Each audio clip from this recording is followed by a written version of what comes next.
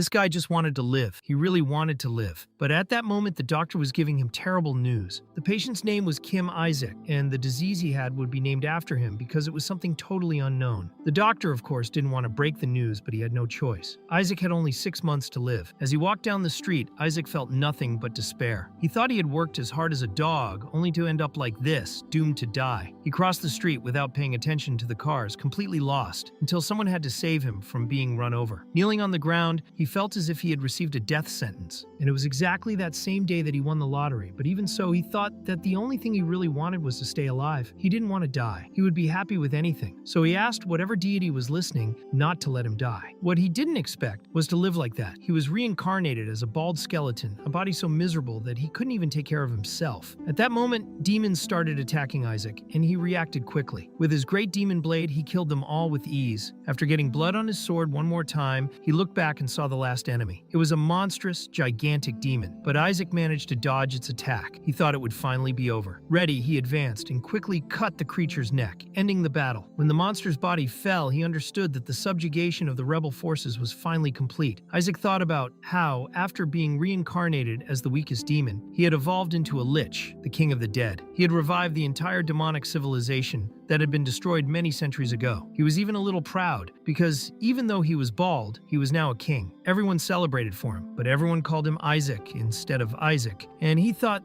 those idiots couldn't even pronounce his name properly. Nevertheless, he left. People asked where he was going, and he followed in silence, thinking he wanted to get his paycheck. He wanted to eat bad food again, but real food. And he wanted to go back to doing his business like any human. He wanted to become human again. So he threw an ogre's head in front of a bunch of people who were terrified, and at that moment, he was climbing the steps of the divine realm, going to meet those entities who had made a deal with him. Isaac said that he had killed all his enemies, as requested, and that the agreement still stood. According to the contract, he was to become human again. The deities asked if he had really killed them all, something they thought would take 500 years, but he had already finished. The people around him began to whisper, saying that some nobles worked for him for free. Isaac replied that he was listening to everything and wondered why they were talking so much. Hadn't they said that he would become human if he defeated all his enemies? One of the gods, who was in the center, asked him if he could do one more job. Isaac was furious. Even though he was a skeleton, he thought it was time they stopped. He asked if they were trying to turn him into a slave. He thought that even if they were gods, he would wipe them all out. His aura became intense and frightening. Then he wondered if they had made him work all this time without knowing how to turn him into a human. One of the goddesses replied that it looked like he had finally realized it, and another god confessed that he had known it would end badly from the start. Isaac then angrily asked if that was all they had to say. Isaac said that, apart from the forgotten summoning technique, those gods could neither create nor destroy. He reminded them that he was not a living being, but an undead. If they couldn't transform him, he could put the entire divine realm in danger. The gods asked for more time,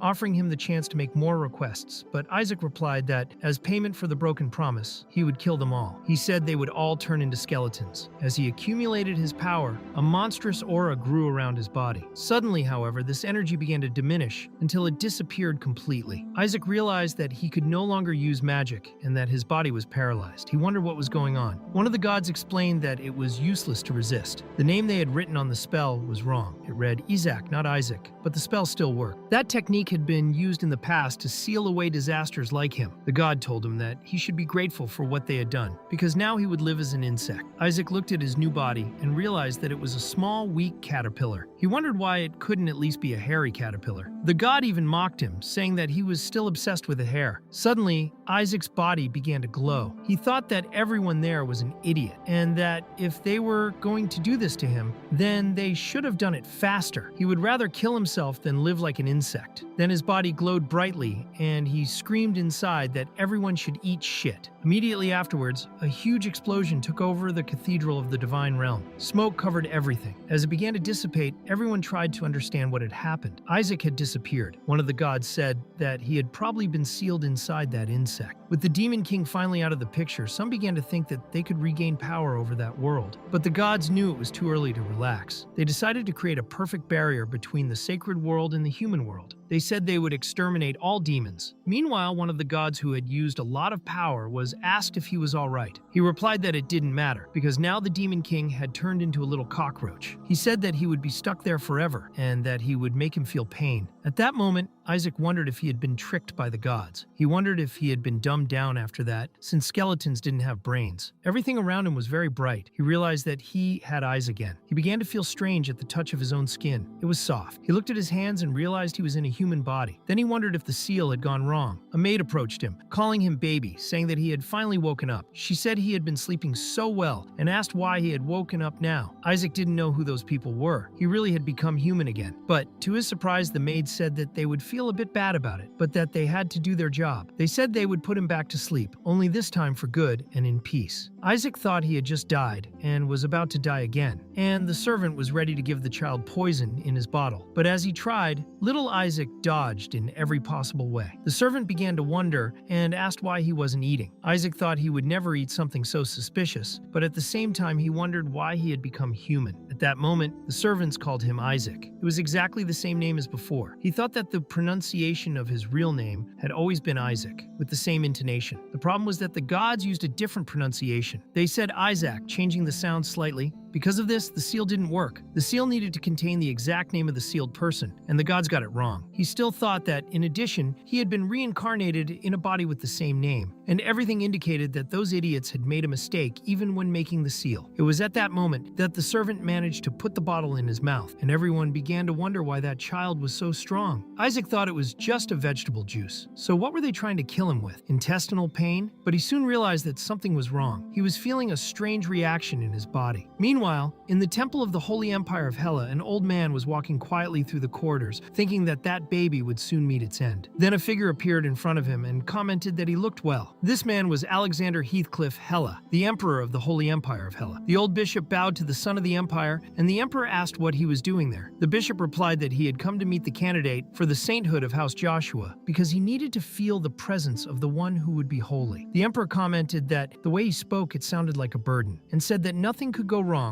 with the saint being cared for by the holy seat. The bishop replied that he didn't know what he was talking about, but suddenly everyone heard a cry coming from inside the temple. Everyone ran to the bedroom, and the emperor asked what had happened to the young master. The excited maid explained that the boy was very cute, that he had eaten so much that his belly was full. They told him that he had already drunk 15 bottles of vegetable juice. When the bishop heard this, he was paralyzed. He thought it was impossible. How could that child still be alive? He knew it wasn't just vegetable juice. A few minutes earlier, Isaac had sensed that the liquid wasn't just juice. He soon realized that it was poison, and it was no ordinary poison. It was holy poison, an extremely powerful kind, capable of destroying any divine power. Its effects were not immediate, but if accumulated in large quantities, it could even kill. However, this poison was made with the mana of demons, and Isaac had been a demon, so for him that taste was delicious. He was enjoying it, and absorbing large amounts of mana on top of that. He threw the bottle away and asked for another. Of course, all in the language of a baby, but his wish was understood. The waiter, unaware of the truth, thought it was great and brought more poison, believing that the effect would not be immediate. Isaac continued to drink, happy to be accumulating so much mana, and thought that what he needed now was to enter his own inner world, to reach the deepest part of himself, the core of everything, his mana core. He began to focus all his energy and direct that absorbed mana into the core. As he did so, he prepared himself carefully, but suddenly he felt a magical explosion inside him. However, it didn't manifest as he had expected. He was confused. The mana core was supposed to glow with one of the 3 primary colors, but at that moment something very different happened. Then he wondered why the core was white, but he soon realized that it wasn't just the color that was striking. There was an absurd amount of power inside that core, even though it wasn't fully formed, since that body was still that of a baby. Isaac thought that this exceeded all his expectations. He approached it with difficulty and wondered how blessed that body was. If he managed to grow well inside it, he might become an even bigger monster than he could have imagined. Isaac had always chosen to survive. It was something that was deeply engraved in his soul, a desire to stay alive no matter what. In the end, he became the genesis of the Skeleton King and created many unique and special abilities. Now, all those abilities were in that body because of his name and his soul, Isaac. Later, while he was concentrating, the employees began to wonder if he had finally died. But Isaac just raised his little finger, and everyone was surprised to realize that he was still alive. Then, quite naturally, he asked for another bottle, this time a stronger one. Back in the present, the emperor was relieved, believing that nothing bad had happened. But Isaac thought that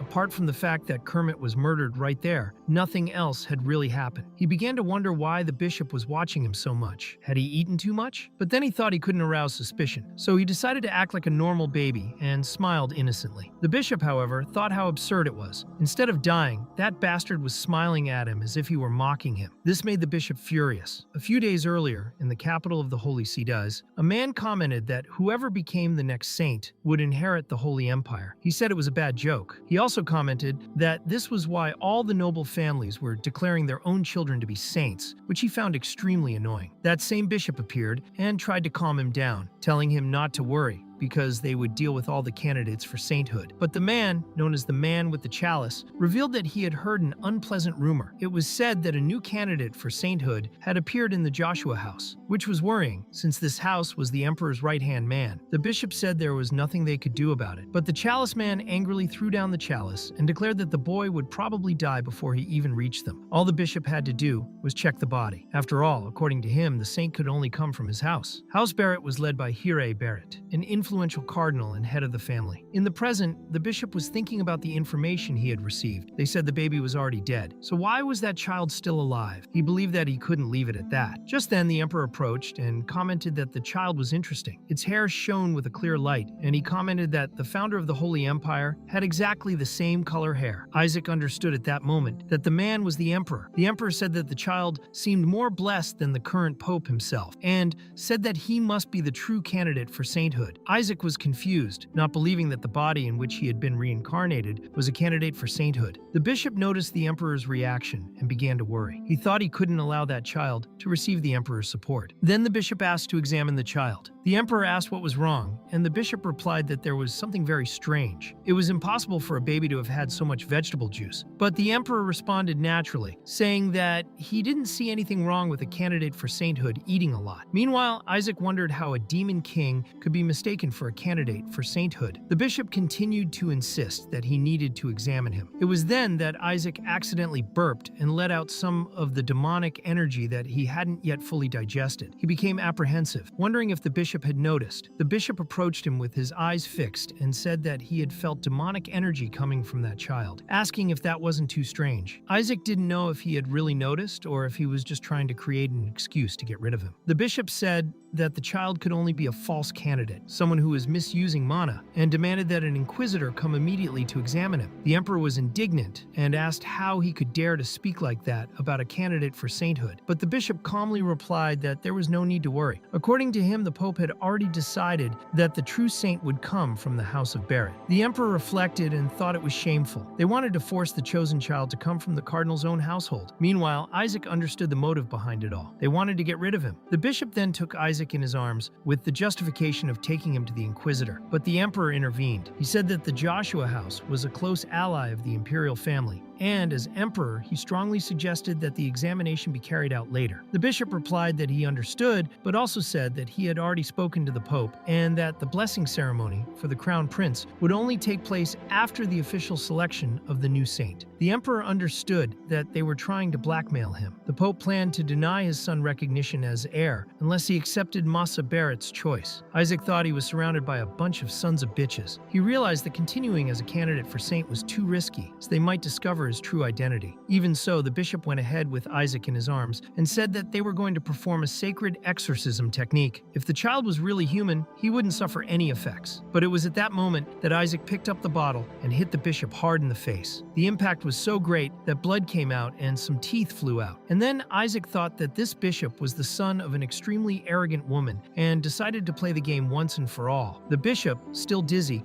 wondered how a bottle could hurt so much. The people around him began to notice a strange light emanating from the object and wondered if it was divine power. The bishop confirmed it internally. He had indeed felt the presence of divine power. At that moment, Isaac prepared another attack with his enchanted bottle and started hitting the bishop hard in the face. He beat the bishop with his own bottle non-stop, while the bishop thought that this was definitely mana being used for real. The emperor watched with a smile on his face, completely satisfied with what he was seeing. Isaac thought he was going to reinforce his bottle with resistance magic, keeping up the appearance of an innocent baby all all the while. He wondered what that asshole bishop thought of it. As he fought, Isaac felt something strange. Every time he used mana, an even greater magical power manifested itself. He began to realize that mana and divine power didn't go together, couldn't be used together, and it probably had something to do with the white core inside him. But suddenly the bishop grabbed the bottle and threw it away angrily. He swore by everything he possessed that this baby was a sinner and that they should continue with the exorcism. Isaac thought that piece of garbage hadn't given up yet. He didn't want to go that far, but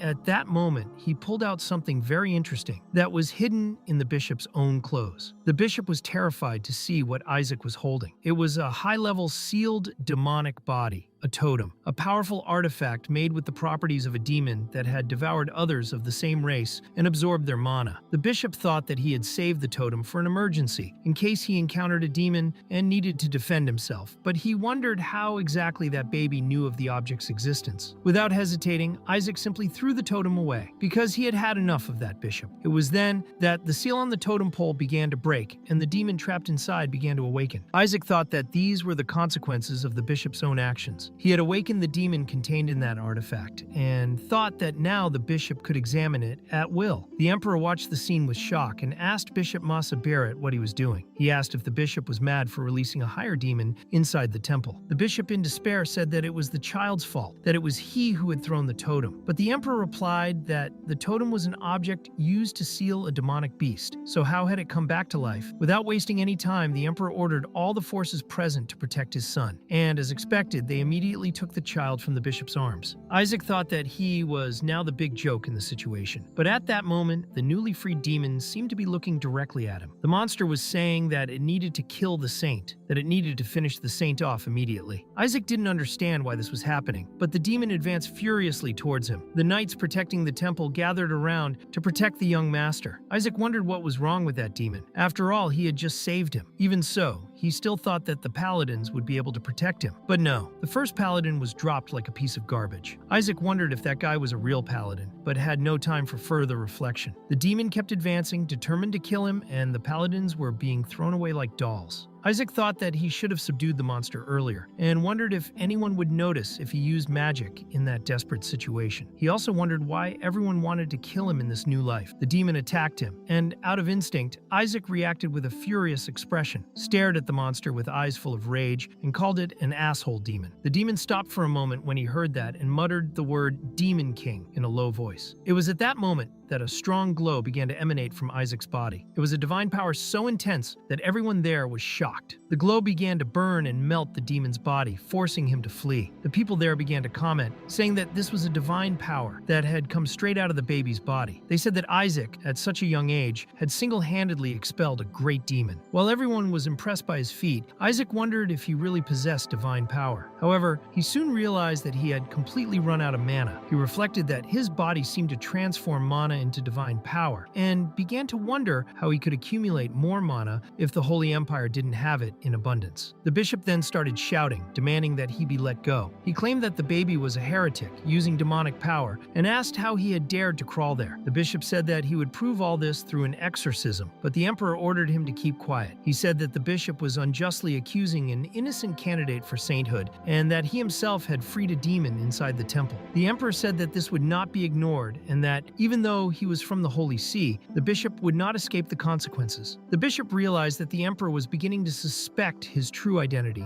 and that if this happened, the Holy See would face even more problems. He knew that even if he took responsibility, he had to at least protect his own family, so he decided that he would kill the would-be saint right then and there. Without hesitation, he made a powerful invocation, calling forth a great predatory beast, a wild and threatening spiritual beast. Isaac looked at that creature and thought that finally that damned bishop had shown his true nature. Even so, Isaac was out of mana and knew he couldn't do much against that summon. Just as the beast was about to swallow him, something stopped it. A powerful force gripped the creature, and a voice echoed, asking who dared lay hands on the direct lineage of House Joshua. They were the knights of the Joshua house. The one at the head was the seventh son of the family, Hillai Joshua. Hillai immediately ordered the bishop to be executed for high treason. All the knights bowed to Isaac Ashai, recognizing him as their young master, and Hillai apologized to him for being late. Isaac Isaac thought that those people looked really powerful. Hilai then said that they had brought a special present for the little one. Isaac was curious, wondering if it was jewelry, gold, or something shiny. But the gift delivered was a statuette depicting the Demon King being beheaded. Soon after, they delivered another, showing the same king being burned to death, and yet another of a nun crushing the Demon King with a holy force. Isaac, who had been the Demon King himself in his previous life, didn't like it at all. He wondered how he would survive in such a place. But the people around him interpreted Isaac's tears as emotion, saying that he had enjoyed the gift so much that he was crying. As he cried inside at his humiliation, Isaac finally remembered who the Joshuas were. They were the family of the saint responsible for killing him in the past. Isaac remembered that all the saints he had killed in his past life belonged to the Joshua family. He had eliminated number 45, number 61, and now he realized that not only was he a candidate for sainthood, but he was also part of the same lineage as the saint who had killed him. He began to wonder what he had done in his past life to deserve such an absurd fate. Meanwhile, Bishop Mesa, still in the room, continued to resist his arrest. He shouted that everyone there was a damned heretic and claimed that he would find out the true identity of that damn thing. He said that the child was a monster, but it was at that moment that someone made a clean cut across his throat. It was Hilai Joshua, who stopped him from continuing to speak and said that the bishop should be grateful for the benevolence of the Joshua house, which had spared his neck even after so much insolence. Isaac wondered if Hilai had almost beheaded the bishop just because he had insulted his family. All that confidence was impressive, but as he reflected, people around him began to say that the baby was hearing horrible things and that he needed to hear good words. Isaac thought that he was now surrounded by a bunch of crazy people, but he remembered something important. The Joshua were incredibly strong. His former subordinates became desperate whenever they saw those damn knights in blue armor. The emperor commented that he now seemed to have incurred a debt with the Joshua household. He asked Hilai if he could convey to the head of the family that the imperial palace wished to raise that child. Hilai responded by saying that the emperor's jokes were exaggerated, but the emperor continued, stating that the Holy Empire had an interest in that boy, both internally and externally. He commented that even though he knew the Joshua were very powerful, he questioned whether the so-called blue faith was strong enough to protect Isaac. Isaac thought without really understanding what was going on, wondering what the man was trying to say. The emperor explained that the Pope, in particular, would not approve of the boy. The reason was the color of his hair, which symbolized the ancestors of the Holy Empire. In addition, the Skeleton King seemed to be after the child, but Isaac was confused. He himself was the Skeleton King. Why would he go after himself? Hilai then apologized to His Majesty and said that the child was of direct Joshua lineage and should therefore be raised in his own house. He guaranteed that neither the Pope nor the Skeleton King could stand up to the Joshua family, and mentioned that if the Skeleton King appeared again, the former Saint Melissa would be only too happy to face him. The emperor replied that he thought so. Hilai added that he couldn't let a direct descendant of Saint Melissa grow up in the imperial palace. Isaac was stunned to hear that name. He thought it couldn't be the same Melissa he had fought before coming to this world, that crazy saint who was extremely difficult to defeat. So, as well as being a candidate for sainthood born into the holy lineage, he was the son of a saint. Isaac wondered why his life had to be like that. And then it was explained what a saint was. The gods, who had lost countless times to the Skeleton King, wanted more than anything to be able to defeat him one day. So the gods created a supreme weapon with all their efforts. This sacred tool was sent directly from the heavens with the sole aim of destroying all evil. She was called the Lion of the Battlefield, the knight who wielded the sacred light. She represented the great light of the Holy Empire and achieved the rank of highest knight because of her overwhelming power. Because of that saint's strength, everyone believed that the Demon King would see his last days. However, the Skeleton King was merciless and ended up defeating every single saint sent his way. Even so,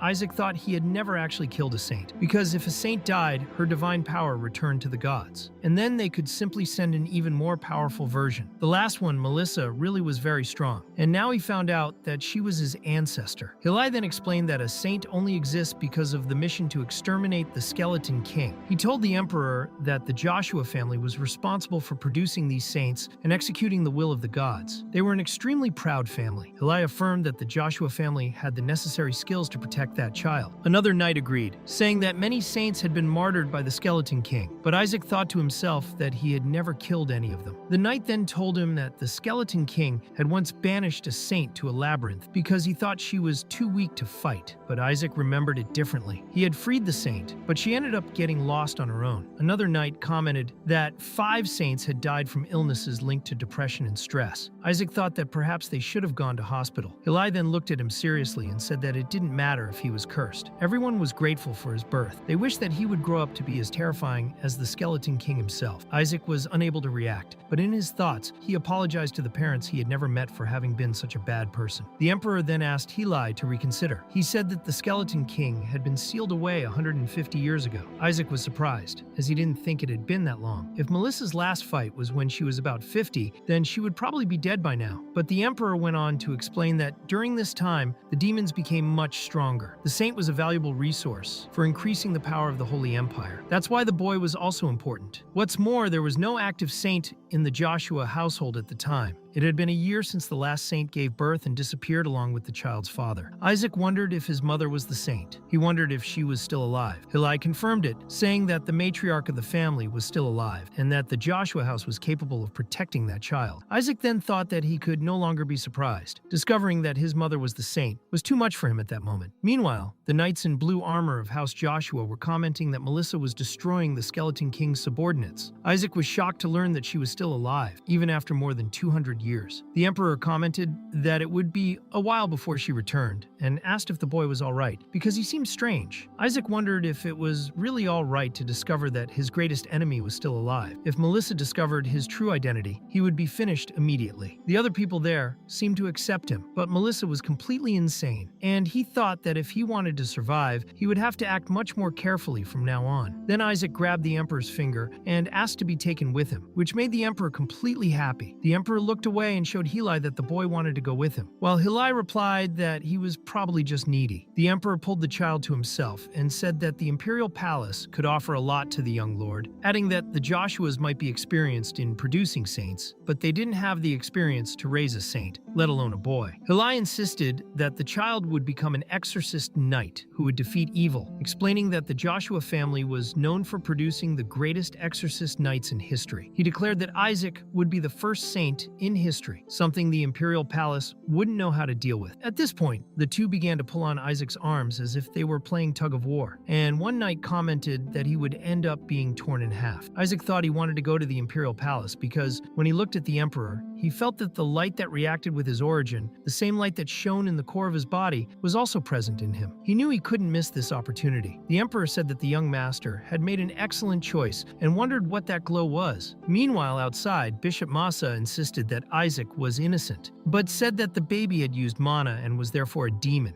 The hooded person countered by saying that divine power belonged to the gods themselves, and that they had granted that power to a demon. Bishop Massa retorted by saying that it was mana, and that he would never be confused. Even so, he was accused of blasphemy, and his head was cut off right there. Soon after, another of the hooded men approached and said that they were going to form an assassination squad again. But Harry replied that this wouldn't be necessary, as the Emperor wanted to take the child with him, and there would be plenty of opportunities at the royal palace. He said that this time Isaac wouldn't survive. Inside a carriage, Isaac thought that at that moment he was being taken to Joshua and remembered that everyone was wondering why he was going there. A few days earlier, when he saw that big glow, he wondered what it was that was so strong. Heli commented that Joshua was not a good place to raise a child, and said that their house stored mana cores and demonic bodies, the most precious of which was the body of the Skeleton King. It was then that Isaac asked if his body was there. He thought that maybe he should have stayed in Joshua, and at that moment, he grabbed Heli's hand and said that he wanted to go there now. Heli was extremely moved. Isaac reflected that it was like giving up a life of luxury to serve in the army, but he understood that it was the only way to recover his own body, a body that he himself had refined, accumulating enough mana to fight against the gods themselves. He knew that if he managed to recover that body, reaching rank 10 would be nothing. It was also the first time he had seen the light of a Totten survivor shine so brightly, and this meant that following Joshua would be extremely beneficial in ensuring his survival. A writer from Joshua then asked why the holy forces were after the young master. Isaac was curious and also wanted to know what it was all about. Heli explained that the gods had sent a prophecy saying that the saint would be welcomed as a son of God, which meant that he could become the next pope. So House Barrett was desperately trying to give birth to a new saint, and at the same time wanting to kill Isaac. He thought confusedly about it all, trying to understand what was going on, until it was explained that the pope was the strongest man in the entire clergy, with the ability to use rank 10 magic, being considered the king of the clergy and also of all the paladins, an absolute being with enough power to challenge even the emperor. Isaac reflected that it made sense for House Barrett to be desperate, since for hundreds of years they had been responsible for giving birth to the Pope. And now that this position could be occupied by a saint, they were panicking. Just then, someone suddenly stopped the carriage, and Hila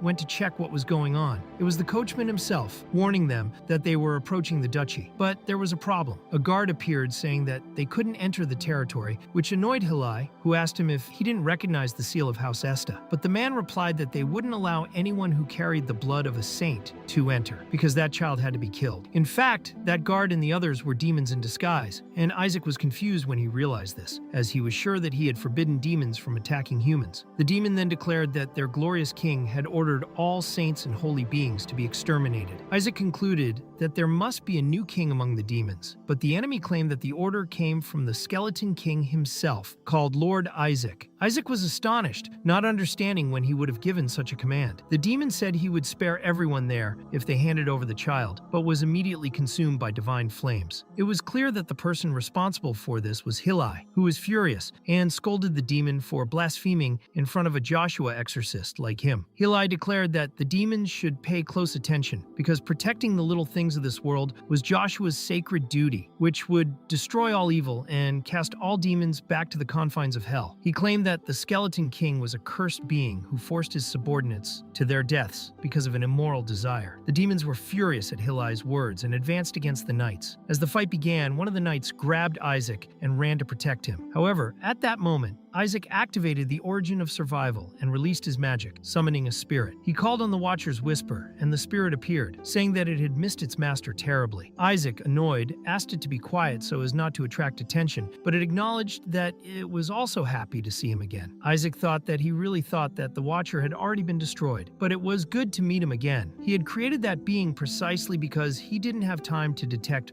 magic during combat, so the Watcher did it for him. Since gaining consciousness, the spirit had behaved with a personality of its own and commented that its master was still as evil as ever, even saying that he had stolen the body of a child. The spirit was enraged to see that divine magic users had touched its master's body, saying that it didn't accept dirty hands touching a baby. Isaac ordered him to stop talking and start detecting the presence of enemies. The Watcher obeyed and began the magical scan, saying that in a radius of 100 meters around there were a total of 88 enemies, all demons, and guaranteed that none of them would touch Isaac. At this point, the knights were managing to defeat several enemies, but a new presence appeared, something even more frightening. The observer detected the approach of a lich, who was standing right in front of Joshua's knights. The imposing figure asked how they dared to touch their king with those dirty hands. The lich declared that everyone there would pay with their lives, and Isaac wondered what was so powerful about that being. The lich said that his king, his one and only great master, had been unjustly imprisoned in the body of a baby, and that in gratitude for being freed, he had developed a deep appreciation for Isaac. The lich said that no one could even look at his master with those disgusting eyes, or he would tear their eyes out. But luckily, humans couldn't understand the demonic language. The Watcher commented that the whole thing was a mess, while Isaac thought that the lich had probably figured out that he was the skeleton king, and followed him there. The knights then prepared for combat, but Isaac didn't think it had to end that way. He started to get very angry, fighting back and shouting, trying to stop them from fighting, while a knight asked him to calm down, as they would soon sort everything out. The lich noticed that his master had recognized him, acknowledged his existence as well, and then ran towards Isaac, saying that he would stay by his side. Hilai realized that the lich was heading straight towards the young master and became alert. The lich asked how those foolish paladins had managed to seal his master, and Isaac thought he had finally caught his attention, which was great. He knew he couldn't let his mana source die and asked the lich to break the barrier. The lich obeyed without difficulty and destroyed the barrier with a single blow. Isaac smiled discreetly, praised the lich for his good work, and said that now his subject could rest. The lich asked what his master was doing, as he had been sealed again, and wondered why he had done this to him. The paladins were completely shocked, as they had just seen Isaac turn a demon into a totem right before their eyes. Back at the Joshua house, everyone started celebrating, saying that Isaac had turned a demon into a totem in a few seconds. They said he possessed the sacred art of the saints and cardinals. However, Isaac knew that it wasn't sacred art, it was magic. Hilai commented that it did look like a sacred art of totem transformation, and he was impressed to see a child using such an advanced technique, even more so without feeling any divine energy coming from him at the moment of use. Hilai believed that the lich ran towards the young master because it realized he was a threat and focused only on him. A knight commented that Isaac really did seem to have divine powers and was sure that he would be the saint. But Hilai thought he was wrong. That demon ran into a child, and even if he wasn't a saint, he was certainly someone special. He reflected on the Skeleton King's curse and wondered why this had to happen to a boy, since the men of House Joshua suffered from this curse. Then a knight said that he had already made up his mind. As commander of the Knights of Azuri, he would protect the young master Isaac, as he believed him to be the hope of House Joshua. Hilai was a little taken aback, but he recognized that he had been a fool. Instead of worrying so much about the Skeleton King's curse, he should have seen that this child could be the real hope. Hilai then said that they could go home now, because he, as an uncle, would teach Isaac many things and said that he had great potential. Isaac thought that he didn't care whether he became a paladin or not. He just wanted his body back. Hilai said that even if Isaac was destined for an extremely short life, he would find a way to save him, and assured him that his name would be known throughout the continent. Isaac was confused and wanted to know what this short life was all about. Hilai changed the subject and said that as soon as they got home, he would teach Isaac how to curse the Skeleton King, which made Isaac think that those damn bastards were up to something. Later, at the Joshua House mansion, the place was well decorated, full of ornaments, beautiful and luxurious. Isaac wondered if they had so much fun while they were exterminating the demon race, and how much that mansion must have cost. He thought that those bourgeois scoundrels were living there well, while the demons were starving, and he himself had gone through a lot of hardship just to feed his people. The Watcher commented that that castle was a paradise compared to the garbage castle they had in hell, saying that if they sold the statues there, they could buy 10 brand new castles. Isaac thought he had understood and told him to shut up. Hilai introduced the place, saying that this was the mansion of Joshua House, the continent where exorcism originated, and promised that she would teach him everything when he grew up. There they were all beating up a Skeleton King doll, beating, cursing, and swearing at the figure, as part of training. Isaac thought it was strange that they were teaching that to children, but he figured it didn't matter. Since joining the Holy Empire, he had decided to make the Emperor his personal puppy. The Watcher commented that even if he was the Skeleton King, it was ugly to hurt little children, to which Isaac replied that he should just keep watching. The Watcher agreed and began the magical scan, detecting several magical points scattered around the mansion. Isaac noticed that there were many manacores in the place, more than 100, and the observer confirmed that he had never seen so many either. When they finally arrived and got off the carriage, Hilai ordered them to rearrange his room, as Isaac would be staying with him. But the servants apologized and informed him that they had been ordered to take Isaac to the annex. Hilai asked what they meant by the annex, and the servants explained that it was the 5th young master who had determined that he could not enter the main house. Hilai was indignant and asked if they were really sending Isaac to a cursed place where people died. Isaac thought that this was clearly a family feud and realized that he should have noticed it before. Hilai remarked that his older brother always made these kinds of jokes. Isaac wondered why he should go to the annex if there was such a big mansion there, but the observer whispered in his ear that the Manacor was in the annex. Even so, Hilai said she wouldn't let her nephew enter that cursed house. Isaac was torn, as he wanted to go to the annex, while Hilai insisted that he go to the bedroom, saying that she would read him stories from the sacred scriptures and then teach him how to recite an exorcism made especially for the Skeleton King. Isaac thought that Hilai really wanted to exorcise him. At that moment, someone appeared and questioned Hilai, saying that first he had brought that vermin, and now he wanted to cause trouble. He claimed that it was he himself who had sent the child to the annex and complained that Hilai, after disappearing for so long, was now showing up to defy his older brother's orders. That man was the first son of House Joshua, Gowel Joshua. Isaac, looking at him, thought what a jerk he was. Gowel ordered them to put that little thing down, as he would take Isaac to the annex himself. Hilai asked if he was serious, remembering that the child was part of the direct lineage of Joshua House, and now they wanted to send him to live in the warehouse. Isaac concluded that that idiot didn't want him to stay in the main house, but he still wanted to go to the annex. Even if Gowel was a complete asshole, he felt that was where he needed to be. Gowel said that that little child was more disgusting than the body of the Skeleton King, and asked if they really thought he was of direct lineage. Isaac thought he'd go to the annex anyway, because he wanted to go there anyway, but he wondered who that asshole was. In the end,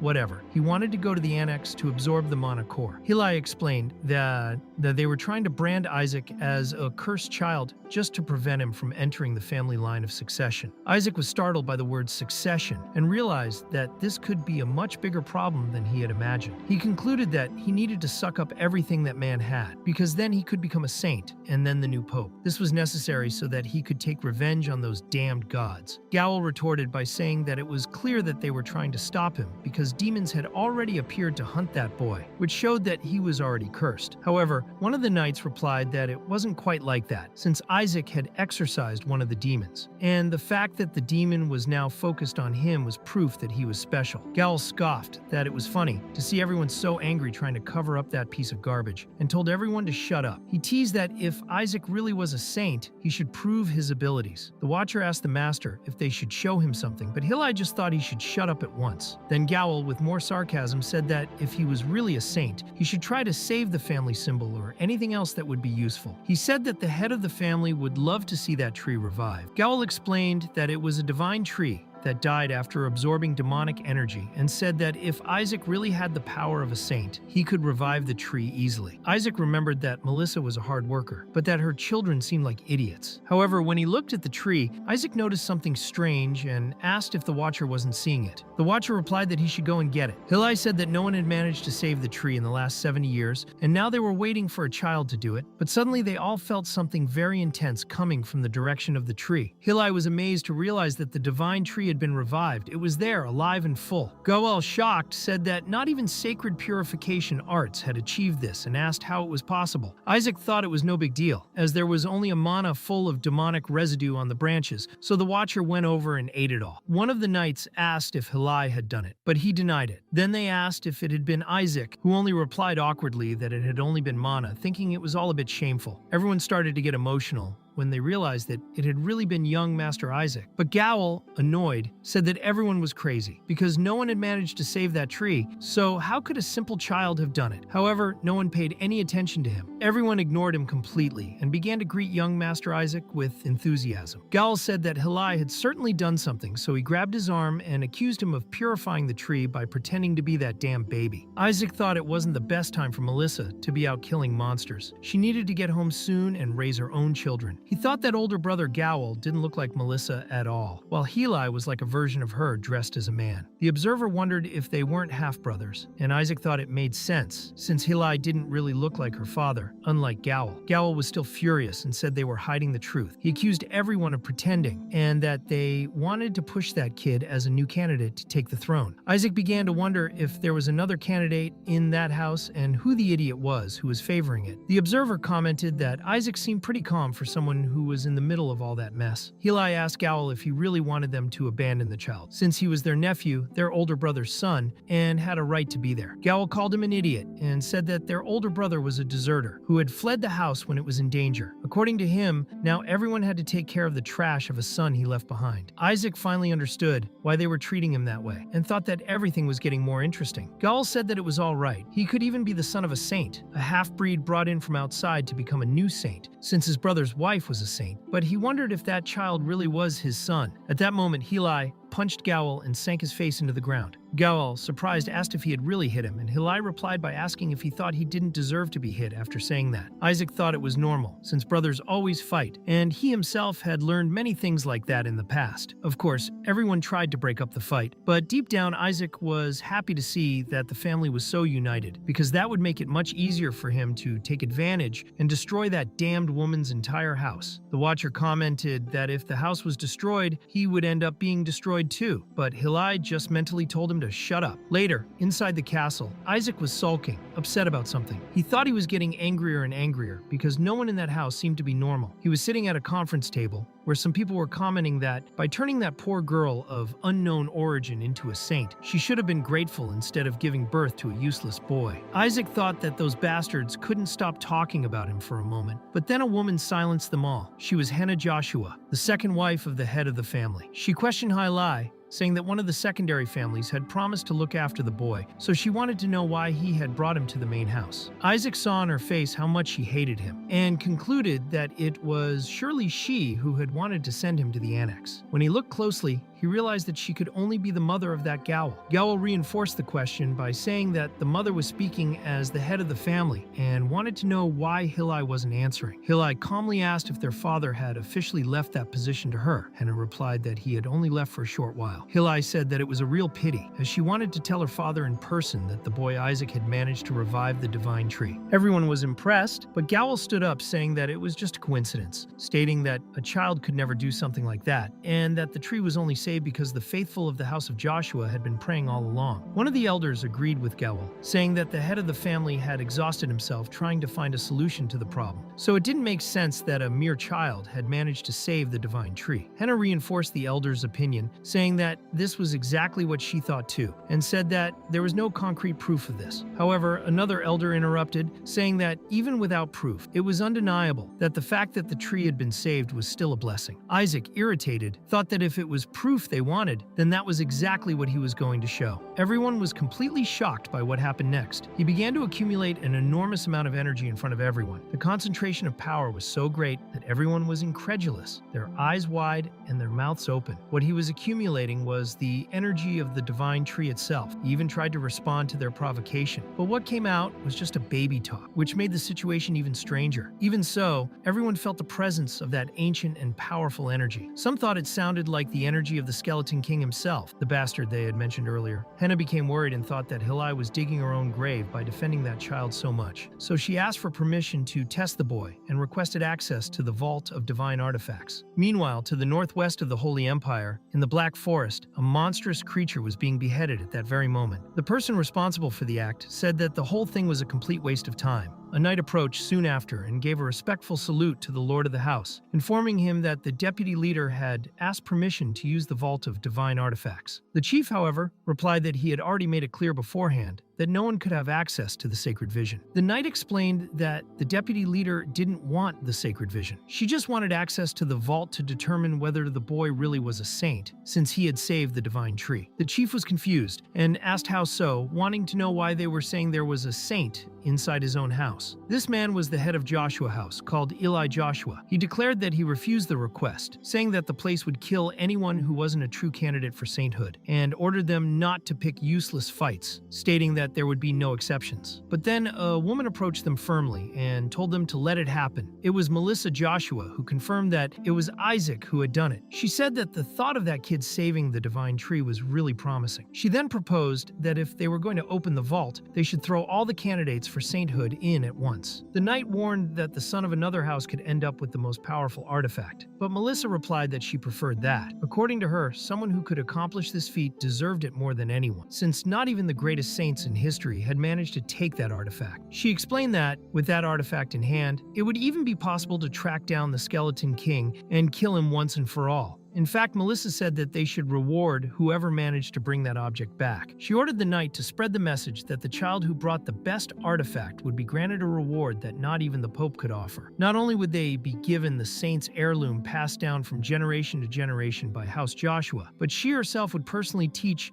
secret techniques, ensuring that the child had everything necessary to achieve success. It was then explained that the chest in question had held divine artifacts and secret techniques for thousands of years. For generations, it had been up to the saint to protect that sacred chest and prevent it from falling into the wrong hands. Joshua House could be considered the owner of that sacred vault, since only children under the age of 10 could enter. The chest was used in rituals on the first birthday of candidates for sainthood. During the ritual, the child's future was predicted based on the item they took out of the safe. However, the place was extremely dangerous. Even would-be saints could easily die in there. Because of the deaths and losses accumulated over the years, the vault was eventually sealed. The observer commented that he now wondered if Isaac would be able to get the treasure out of the saint safely, and Isaac got angry, wondering why he was playing the narrator. But the observer asked him if he wasn't excited, and Isaac replied that of course he was, not least because they said that the body of the Skeleton King was sealed in that place. Then someone approached him asking if he was excited, and it was one of the knights who told him that the matriarch had released the vault to all the candidates for sainthood. He also said that the children of the 5 great houses were going to get together and visit the house of that terrible pope. He said said he was sure that Isaac would win. The observer commented that the event would be bigger than expected, but Isaac thought it was for the best. With several children entering at the same time, the watchers would have their attention divided, which would make it easier for him to recover the body he was looking for. However, the knight warned Isaac to be careful. It was Yahello who explained that demons captured during the war were guarding the vault. Isaac wondered if that was why the place was so dangerous, but thought that if they were demons of rank 6 or lower, he could easily control them. However, Yahello said that the demons inside the vault were rank 8, which meant that they wouldn't be easy enemies to face. Isaac wondered who had managed to capture a rank 8 demon, but the knight revealed that the most dangerous thing there was a rank 9 dragon. Yahello confirmed the information, and the watcher commented that House Joshua must have been full of crazy people to put a dragon in a baby's first birthday ritual. Even so, he said that his extensive knowledge of dragons might help Isaac deal with it, and asked why he was so afraid. Isaac thought that dragons were dangerous in a different way, since in the past he used to trick dragons instead of facing them for real. The observer asked him how many dragons he had tricked, and Isaac, remembering everyone who had been furious with him, mentally counted about 70. He thought that was a bad thing, because surely the dragons would remember him and recognize him by his soul. The observer commented that it sounded like a great opportunity to change masters, and Isaac said that he had heard that, but had no choice. The vault was full of rank 8 demons and a rank 9 dragon, and with his current skills, he could only deal with demons up to rank 5. To beat them, he thought he would have to infiltrate the annex, where all the spoils of war were kept, and steal all the mana cores he could to strengthen himself. Later, already inside the castle, Isaac was in his room and looked dejected. The observer asked if everything was all right, because he looked like he was about to be exorcised. And at that moment, as if it were part of a broadcast video, a message appeared saying that if the viewer hadn't yet left a like, they should do so now and subscribe to the channel to support the content, encouraging the continuation of these quality stories. After the message, the narrative continued as normal. Isaac thought that if he could figure out how to use the sacred power, he would be able to learn the sacred arts easily. The problem was that he still didn't know how to do it. He even wondered if he should use mind control on someone to learn, but the watcher called him crazy for trying to use magic within the clergy, saying that he would be accused of being a demon and end up dead. Isaac thought that his personality had changed a lot in the last 150 years and concluded that, after all, theory alone wouldn't help. He needed something more practical, even if it was risky. Then, when he started to get tired, someone picked him up, and it was Yahello, saying that he had already been through a lot that day. Isaac thought it was true after all. At that age, he needed to sleep at least 16 hours a day. But then the knight noticed the book Isaac was reading, and at that moment, Yahello used a sacred art of recovery on him. Isaac thought it was great, and thought that now he wanted to learn from that uncle. But the watcher said that they needed to go to another building, so they had to get people out of there as soon as possible. Isaac agreed, thinking that those people really needed to leave soon, so he pretended to go to sleep. The observer wondered who would fall for that act, but they both believed him and commented that he had fallen asleep so quickly that he was cute. As the guys started to leave, the observer commented that Isaac had a great family. Just then, Yahello told them to put away the totem Isaac had made because it was his first. Isaac thought he needed to get it back because he needed the mana from the totem, so he decided that since he had reached this point, he would extract a whole mana core. He started to climb out of the cradle, and the observer asked him if he thought he could get there by crawling. Isaac replied that he would, because he had a plan, and asked the observer to open the door. The observer said he wouldn't carry him and explained that, unfortunately, the door was locked with a sacred art. Isaac ordered the door to be broken down, but the watcher said that they might think it was an attack. Isaac got very angry because he couldn't stand by, but he knew that if he used magic there, things would get even worse. It was at that moment that someone opened the door right in his face. It was another child who was also carrying a totem pole in his hand, and commented that the one who had knocked on the door was a baby who couldn't even walk. That child was Shuri, Gowl's son, who looked at Isaac and began to wonder if that baby was really his rival. Shuri couldn't believe that a baby like that had managed to make a totem pole, while he, a genius, hadn't yet. So he started accumulating divine magic and said he would become the next saint, questioning how Isaac dared try to steal his position. Only Isaac just held a toy up to Shuri's face and thought his transportation had arrived. Shuri asked him if he knew who he was, and Isaac thought that the kid looked just like Gowl, so he was definitely his son. He realized very well that the boy was accumulating holy power to attack him, so he decided to beat him up first. Isaac started hitting Shuri several times, thinking that the kid was going to carry him outside. The boy was being thoroughly beaten until he finally defended himself with a defensive spell. Shuri, still surprised, asked if Isaac was impressed, as he was the only one his age who could use rank 3 defensive holy arts. Shuri warned them not to be surprised by that alone, so he used a sacred art of attack called Holy Light and launched it at Isaac. But Isaac thanked him for the meal, created a barrier around himself, and began to devour all that power. Shuri couldn't understand how he managed to do do it, while Isaac thought his uncle had never taught him. So he got curious and ended up learning it himself. It was as if he was giving all the power back to Shuri and thanking him for showing it to him. The boy barely had time to react, and Isaac threw all the absorbed energy back at him, while the other two just watched as Shuri was hit. The observer commented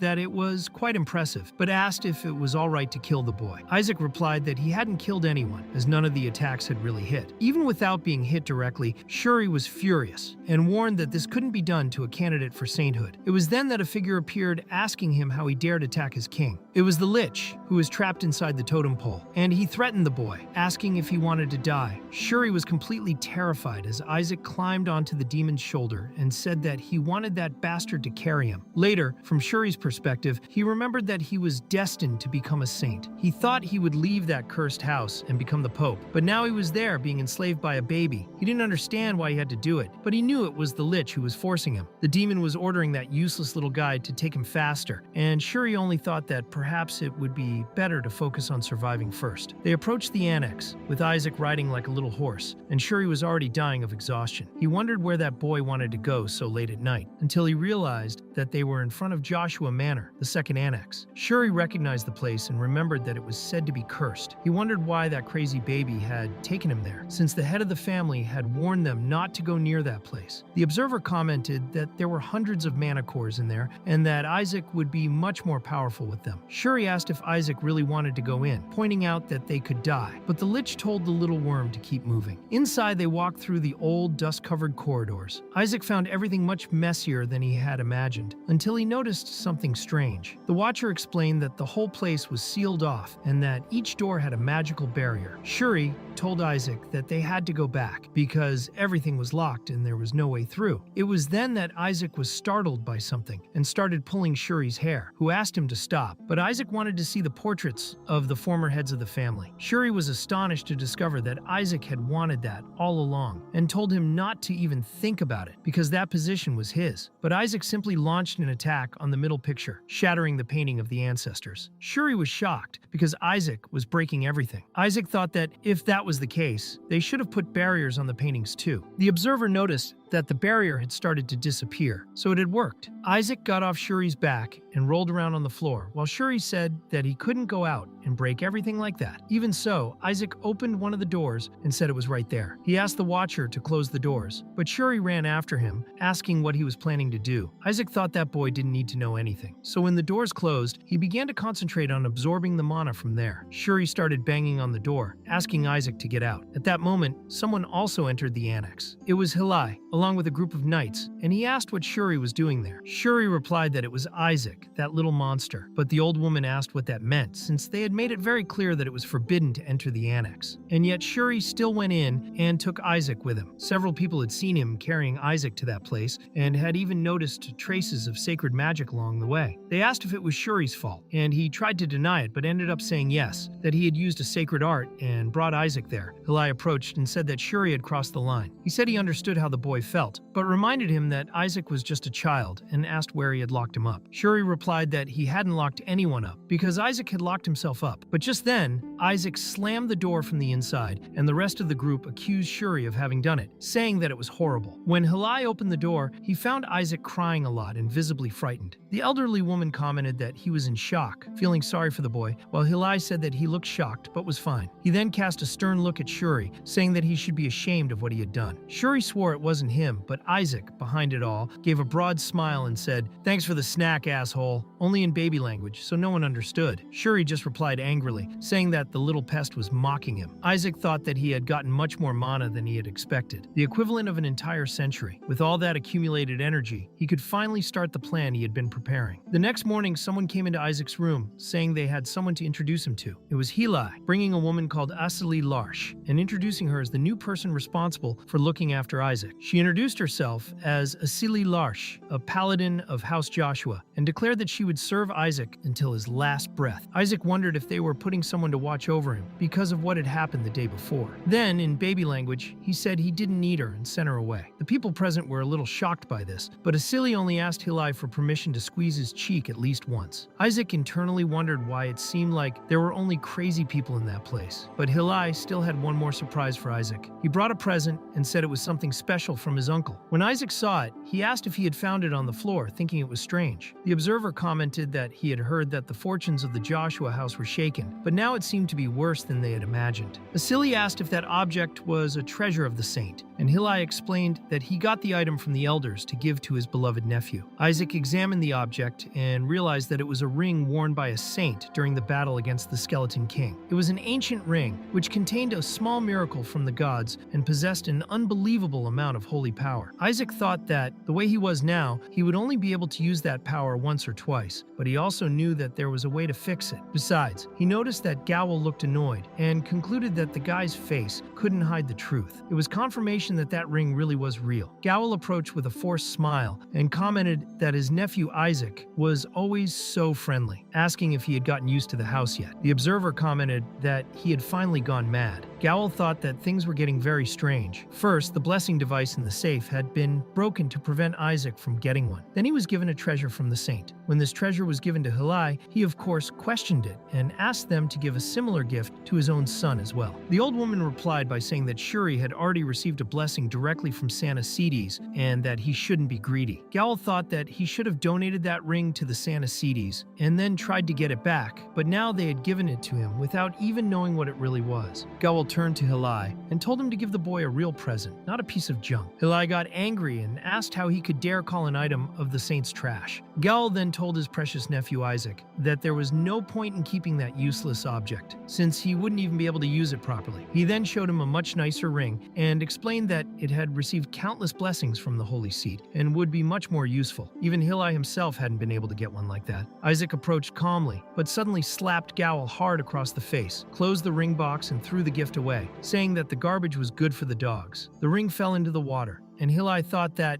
visually, it looked much more precious than the one he had given to his nephew. Even so, Isaac chose to keep the ring Hilai had given him, and everyone around started celebrating again, saying that Isaac was always the best. Meanwhile, some people started looking for the ring that had been thrown. Isaac thought he had used magic to make it extremely heavy, so no one would be able to find it. The watcher commented that he was impressed by the boy's determination never to touch anything from a rat, but Isaac said that he wanted the watcher to find that ring early that morning, because even though it wasn't that useful, he could sell it for a lot of money. Later in Gowl's office, he was completely furious. He wondered if they knew how much that ring cost. Still, he said it was fine. It wasn't as if Isaac could wear an elder ring properly. It was a good item for someone who couldn't use holy arts, but it still couldn't be activated without first absorbing holy power equivalent to that of several people. Gowl commented that on Isaac's first birthday, there would probably only be about 10 people. However, on the day of the ceremony, the number of guests was much higher than expected.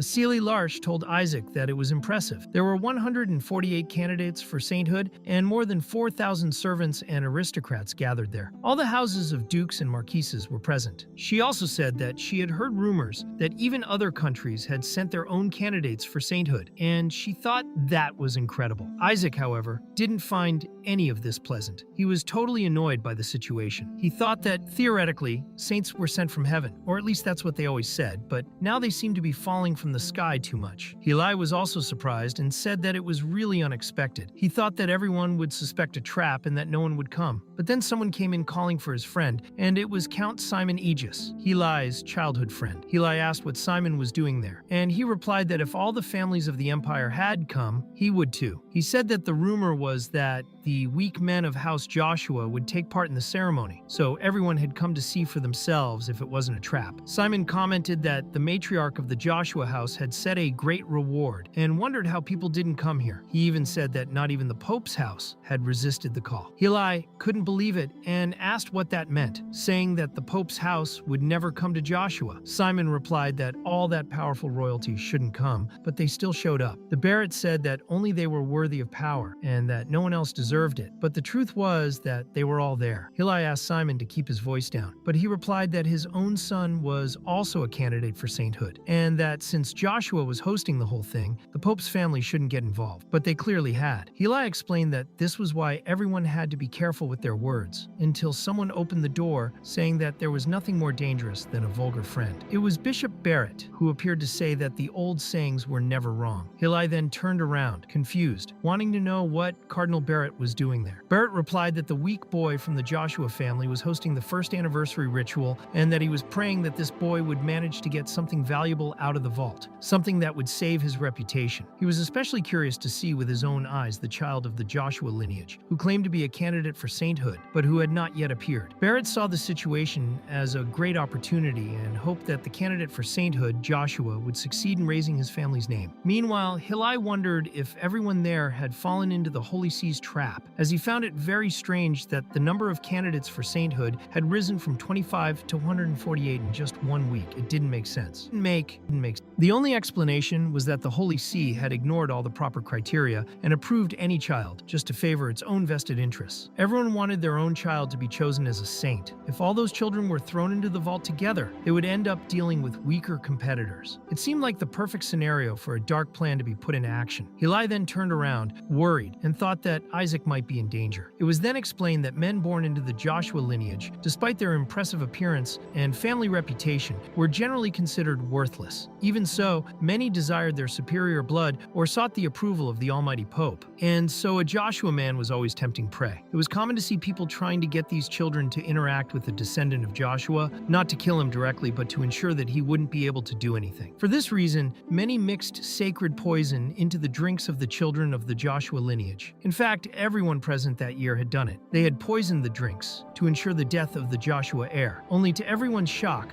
Isaac was simply drinking all the poison as if it were an ordinary drink. No one could believe it. He took it all as if it were water, and even commented sarcastically that he didn't feel any effect. The other children were terrified, not understanding how he didn't pass out or even get sick. Some began to cry, saying they wanted to go home. Isaac, on the other hand, threw the bottle at one of the children's heads and demanded more drink. The other children became desperate. The adults watched in disbelief as he showed no signs of pain or poisoning, not even a simple stomach ache. Shuri couldn't understand why Isaac kept drinking that liquid and hadn't realized he was ingesting poison. Shuri begged Isaac to stop drinking it, desperately asking him to drink real water. But Isaac, without caring, threw the bottle back and said that it didn't have poison in it. He wanted the one with poison and demanded it as if it were candy. One of the children, frightened, told him that her bottle had sacred poison in it, and everyone started saying that Isaac could die if he took it. But he just jumped on it, saying he wanted it now. The people around him began to comment that perhaps he had immunity to poison or something similar. Someone mentioned that there was a kind of training with holy power that made a person invulnerable to poisons like that, and they wondered if Isaac had already reached that level. Shuri, confused, tried to understand what everyone was talking about until a new figure approached. It was Kina Barrett, the candidate for Saint of the Barrett House, and Shuri recognized him immediately. She hadn't known that someone from the Pope's house would be there. Everyone was very impressed to see that even the Pope's direct heir was taking part in the selection. They commented to each other that, for sure, Kina Barrett would be the winner. When Isaac saw this boy, he understood that he was the one chosen from within to be the next saint. But he began to wonder if Barrett had really given birth to someone with that shade of hair, since no one in the Barrett family had brown hair. Kina then began to speak confidently, saying that it made no sense for someone like Isaac to be there. He reminded everyone that the Pope was the leader of all the clergy and that the property belonged to his house, so he was just taking what was rightfully his. Isaac realized right away that this boy really was from the Pope's house, mainly because of the arrogance with which he spoke. Even so, he recognized that he was a monster, probably stronger than any creature he had ever faced. That's why he was at the top of the list of candidates. Kina declared that everyone there was an idiot for trying to end the child of the Joshua bloodline. He said that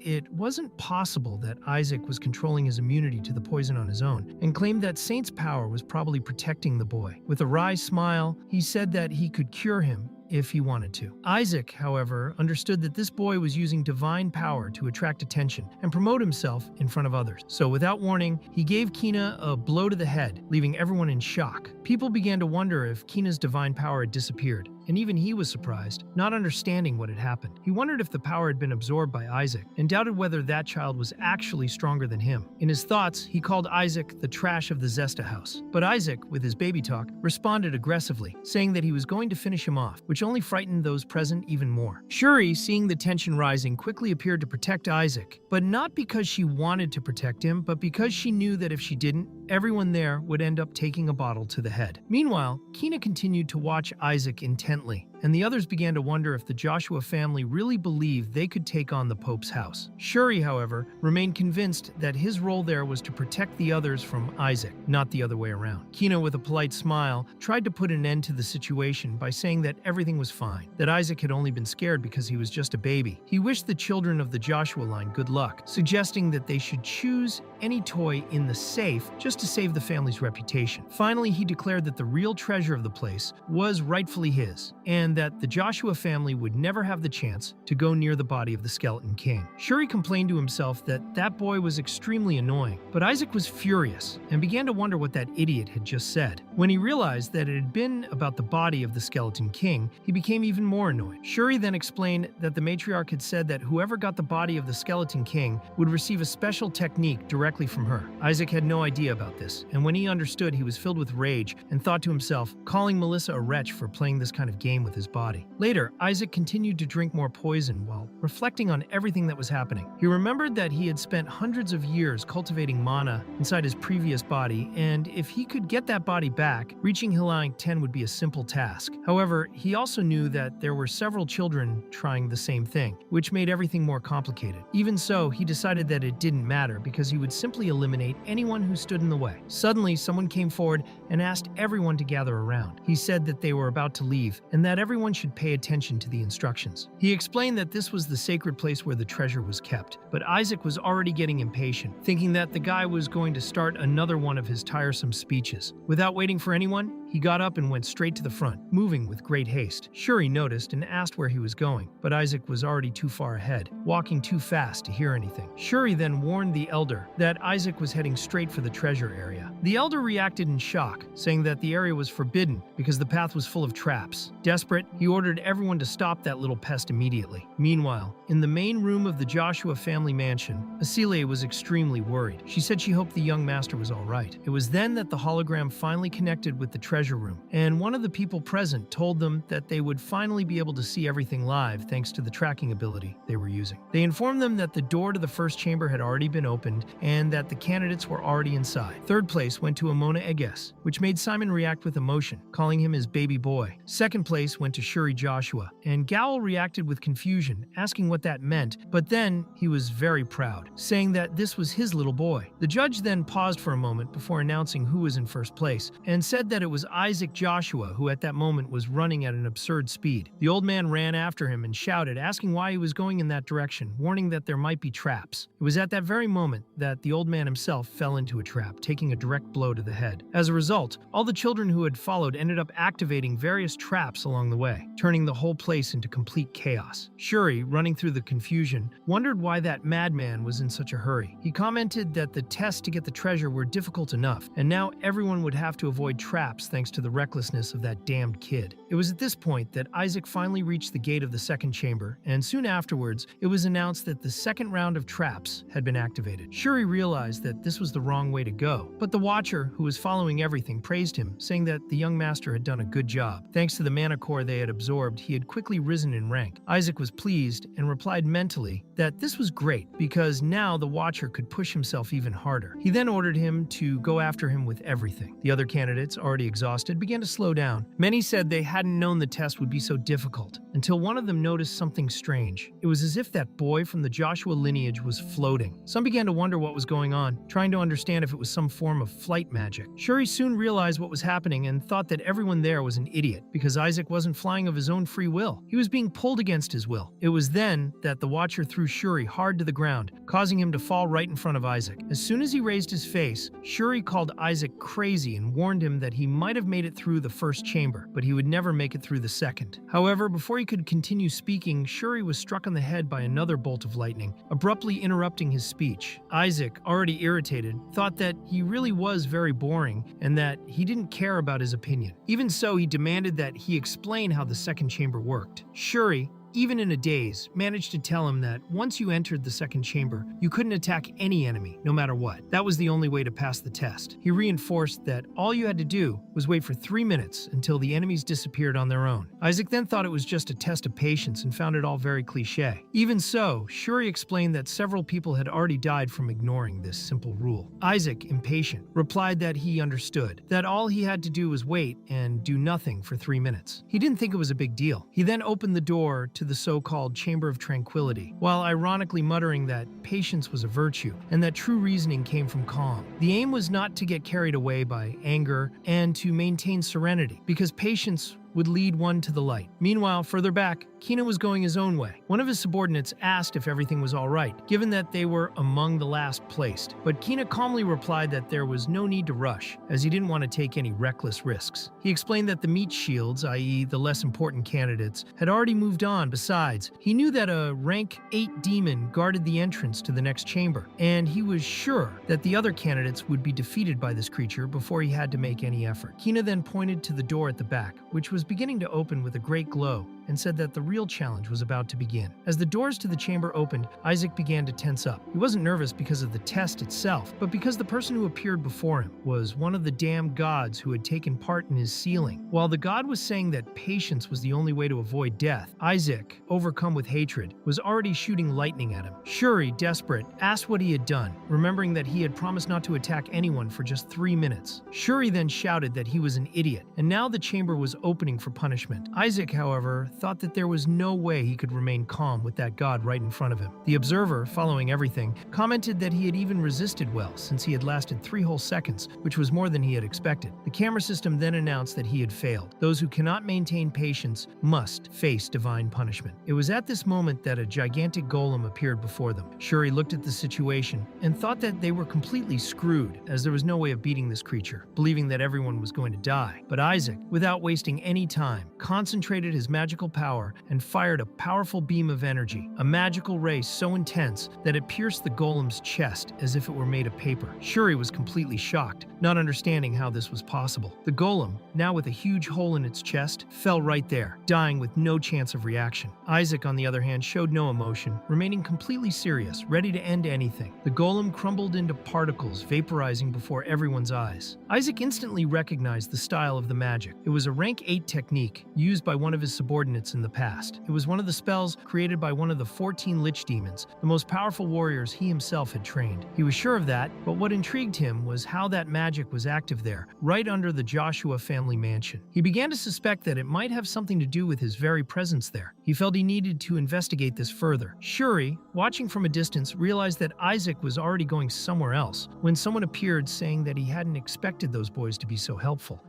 It was Nizar Sepet, who showed up saying that he knew someone from the Joshua house would find a way to get through the challenge. He sarcastically thanked them for defeating the doorman, as now they could get ahead. Isaac looked at him and realized that there were still many survivors in circulation. Nizar teased that he didn't know the Joshua house was so cowardly and accused Shuri of making a plan together with Isaac. Shuri tried to explain herself, saying that she was just trying to stop everyone from dying, but Nizar completely ignored her. He then pointed at Isaac, calling him a little baby, and said that it didn't make any sense for him to have avoided all the traps on his own. It was then that he realized that Isaac was wearing an artifact, and without hesitation, he took the ring from his hand. He announced to everyone that, with that artifact, they could avoid all the traps and be victorious. Shuri became suspicious, because Isaac was very calm about it, which was strange. He knew that Isaac never let anyone take something from him so easily. His attitude was frightening. While Nizar said that he didn't need them anymore, and that they would now go ahead, he said that the body of the Skeleton King would belong to House Crimson. But the moment he took the first step, he activated a trap, and an explosion hit everyone with him. Shuri thought he tried to warn them, but no one listened. She realized at that moment that Isaac had done it on purpose. Soon afterwards, they passed among the bodies of the fallen candidates in the second chamber, and Isaac, with an internal smile, wryly thanked the idiot who had deactivated all the traps for him. Even so, he knew that there were still people following in his footsteps. The other candidates began to comment, impressed by Isaac, saying that he seemed to have divine energy. They also said that Nizar was extremely stupid. The observer, who was following everything, commented that they had finally realized the greatness of their master, but that he didn't need anyone's reverence. Shuri, for her part, thought it best that those people got away from Isaac as soon as possible before it was too late. It was then that a new figure approached. He praised Isaac, saying that if there really was a saint among them, it would surely be the young master of the Joshua house. He then introduced himself as Paris Julius, and the second prince of Julius's kingdom. The people around were surprised, saying that the Julius kingdom was known for carrying a divine blessing. Isaac thought that this new boy might be useful, but was interrupted when Shuri caught his eye and told him that they had arrived at the gate to the third chamber. Immediately afterwards, the chamber itself welcomed the candidates, revealing that this was the space for contemplation. It was at this moment that several statues appeared before them. The challenge was to show courage and determination. Some of the candidates, still trusting Nizer's words, claimed that they were right to follow his plan and that the Skeleton King's corpse would belong to them. The test seemed simple: just defeat the statues and claim your honor. Isaac, however, was paying close attention to the gatekeepers and already recognized it. He knew very well what those creatures were and found it extremely amusing. Isaac communicated with Shuri, and since Shuri could understand the language of babies, she realized that Isaac was right. The gatekeepers were lying. The first chamber was actually a disqualification test, and Isaac ran out like a madman. The second was the Tranquility Chamber, where he purposely failed, and now the third, being Contemplation, was also just a clue. If everyone remembered what had happened in the previous ones, they would understand that they shouldn't attack the statues. Isaac then began sending the other candidates to the center of the challenge, guiding them with instructions. Shuri was confused and wondered why he was helping everyone. He thought that maybe Isaac was showing kindness. Maybe he had the virtue of the saint inside him. For a moment, he thought that perhaps he had been misjudging him all along, but it was at that moment that Isaac launched a fireball right into the face of one of the statues with a smile on his face, and Shuri understood that he had been right all along. The statue reacted immediately and declared that Isaac had failed his mission. It then activated a powerful magical attack that exploded, hitting several innocent people nearby. Shuri wondered if Isaac had done it on purpose once again. Isaac, observing everything, found the scene very familiar. Those puppets had been made with the magic of the 14 lich demons, the lying puppets, and with a cold stare he said that those children would now learn what life was like by facing real demons. While the others ran in panic trying to escape the explosions, some looked for the members of the Joshua house, but they were using the sacred art of invisibility. Paris. Julius thought that was the emergency blessing his uncle had given him. He was right, because Isaac used the technique at just the right moment. Julius thanked him for being included in the invisibility spell too, and Isaac, not caring, just replied that it didn't matter. He then handed Julius the same ring he had worn earlier. Julius, curious, asked if it was because he wasn't used to fighting demons and thanked him sincerely, saying that he would never forget that gesture. But as soon as he put the ring on his finger, he felt his energy being sucked away. The watcher, watching from afar, commented that it was obvious. After all, he wasn't the master. Isaac explained that the prince had the most divine power of all and was therefore the best target. Shuri, startled, wondered where Julius's uncle had found a monster like that. Meanwhile, the others tried to protect themselves and gather strength, preparing attacks to counter them, but the lying puppets were relentless. When two of the candidates began to gather energy at the same time, one of them was knocked to the ground and fell almost unconscious. The other, confused, asked what was going on, but before he could understand, the same ring that was with Isaac approached him and also sucked out all his energy. Even the lying puppet couldn't understand what was going on. He wondered where the others were who hadn't fallen yet. The watcher then declared that all the divine power on that side had already been drained. Isaac, with a calm smile, replied that this was fine and that it was now time to move on to the other side. Then the observer went to the other side, where there were still some people standing, but soon they were knocked down too. The lying doll didn't seem to understand what was going on, but at least it didn't attack those who fell like that, which made it look like Isak was helping those people too. The observer thought it was almost over until a very powerful energy suddenly appeared. At that moment, the lying doll was hit by a great divine power, and even the observer himself was thrown away. Kino approached, saying that he had finally found Isaac. Isaac was even curious to know what this guy had gotten himself into. Shuri thought he already knew that Kino was a genius, but he hadn't expected him to be at this level, especially with such a powerful summoner by his side. Kina said he was surprised that Isaac had managed to defeat a demon and lure everyone else into a trap, just like he did in the first chamber. However, the other two candidates said it wasn't like that. They claimed that Isaac was helping them and that, in fact, they were the ones protecting Isaac. Isaac himself thought that they could only have bumped heads. The observer wondered if it was some kind of trauma, and Kina asked if they were ashamed to be called candidates for saints and still depend on a small timer like Isaac. The other two reacted. saying that Kina had only been watching from afar all this time and had no right to talk like that. They said that Isaac hadn't challenged anyone and that they were clearly blaming him for no reason. Kina now didn't look good at all in front of the others. Meanwhile, Shuri thought that, in the end, it was all Isaac's fault. It was at that moment that a great tremor began, and when everyone looked, they realized that an enormous divine energy was emerging. This tremor was caused by the appearance of the third gate. The Guardian appeared to congratulate everyone on completing the third chamber. He introduced himself as the Guardian of the Treasure and said that now they had to choose. They could take a treasure and end the test or face the next challenge. He warned them to think very carefully, because if they chose to go on, they would have to complete the next chamber. If no one succeeded, they would all die. The observer felt an extremely powerful mana coming from that gate. Isaac soon realized what it was and replied that he already knew it was a dragon. He thought that, if it was really true, they could die in this challenge. Even so, the candidates who had protected Isaac before said that they were too far gone to turn back and decided to go on to the next chamber. Most people agreed with this too. Then the Guardian explained that the next challenge would bring a risk of death, but since they were willing, he authorized everyone to go on to the next chamber. The Guardian said that everyone who had come there with the aim of becoming a saint should face the challenge. Immediately afterwards, a great divine power hit the ground and everyone was clearly startled by it, while Isaac continued to smile as if nothing had happened. The Guardian explained that the last challenge was very simple. All you had to do was worship God. People began to wonder if it was just another statue, perhaps a cardinal statue like before. The Guardian confirmed that it was only necessary to show respect to God and said that only those with true faith could enter the next chamber. Some began to argue among themselves, saying that it was too easy, that there was surely something hidden. Isaac didn't understand either. He found it very strange and thought that he would never kneel to the same God who had made a fool of him for so many centuries. Just then, a child stepped forward, knelt in front of the statue,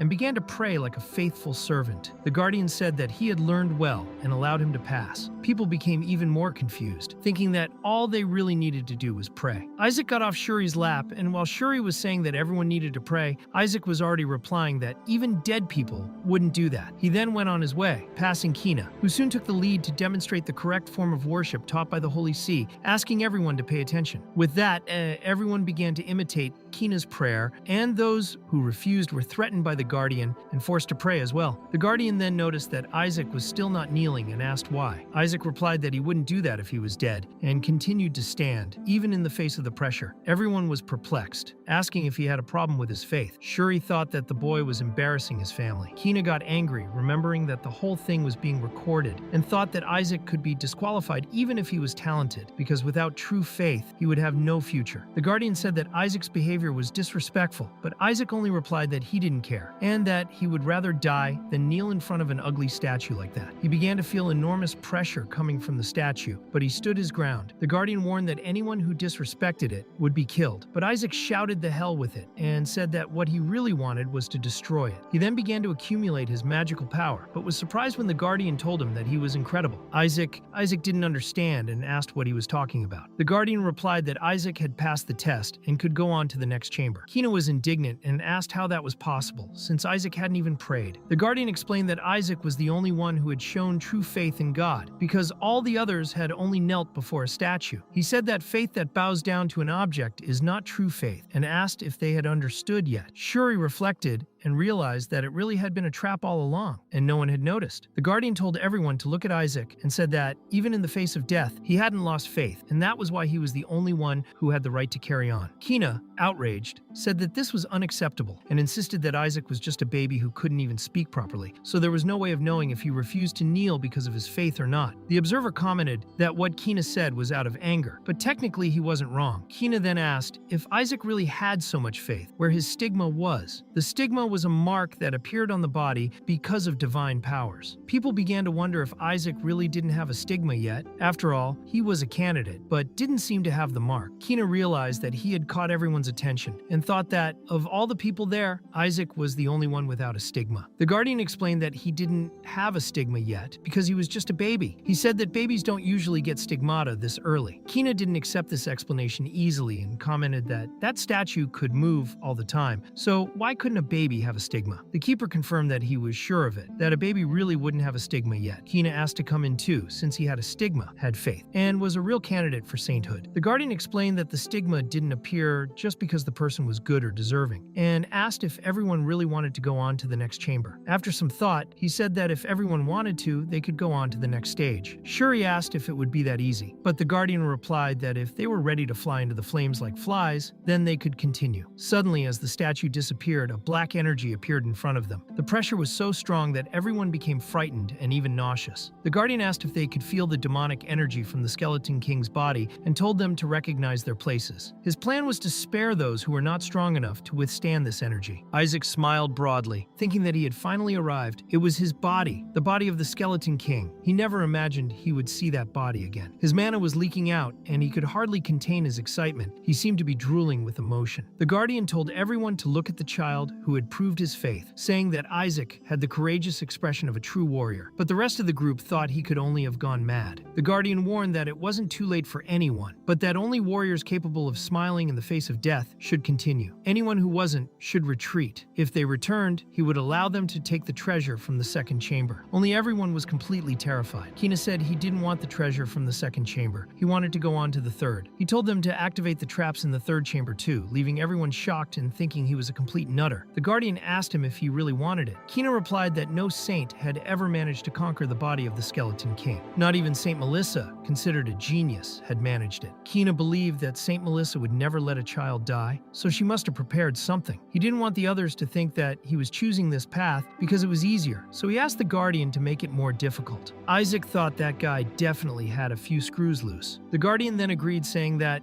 if that was his wish, it would be done, as this would make it easier to find out who was the real saint among the candidates. The other people sent Kina in alone and started questioning him, asking why he had dragged everyone into this situation. Then that demonic energy began to spread even further around the room, increasing the pressure until everyone was trapped against the floor. Isaac thought it looked like the demon realm itself. The observer pointed to a small hand sticking out of the ground, the arm of the Skeleton King's body. Isaac recognized it and thought it was his beloved little body. Perhaps he too had been absorbed by the third chamber. People began to wonder if it really was the Demon King's body because all that energy was coming from just that one hand. But Isaac realized that it wasn't the whole hand. That absurd energy was only coming from his little finger. He knew that that little finger was the only real fragment and that the rest was just a replica. The energy coming out of his pinky was so intense that it almost killed everyone at that moment. And then, from within that dark energy, a demon appeared. Everyone was so terrified that they could barely move. The guardian asked ironically if they didn't want to make it harder.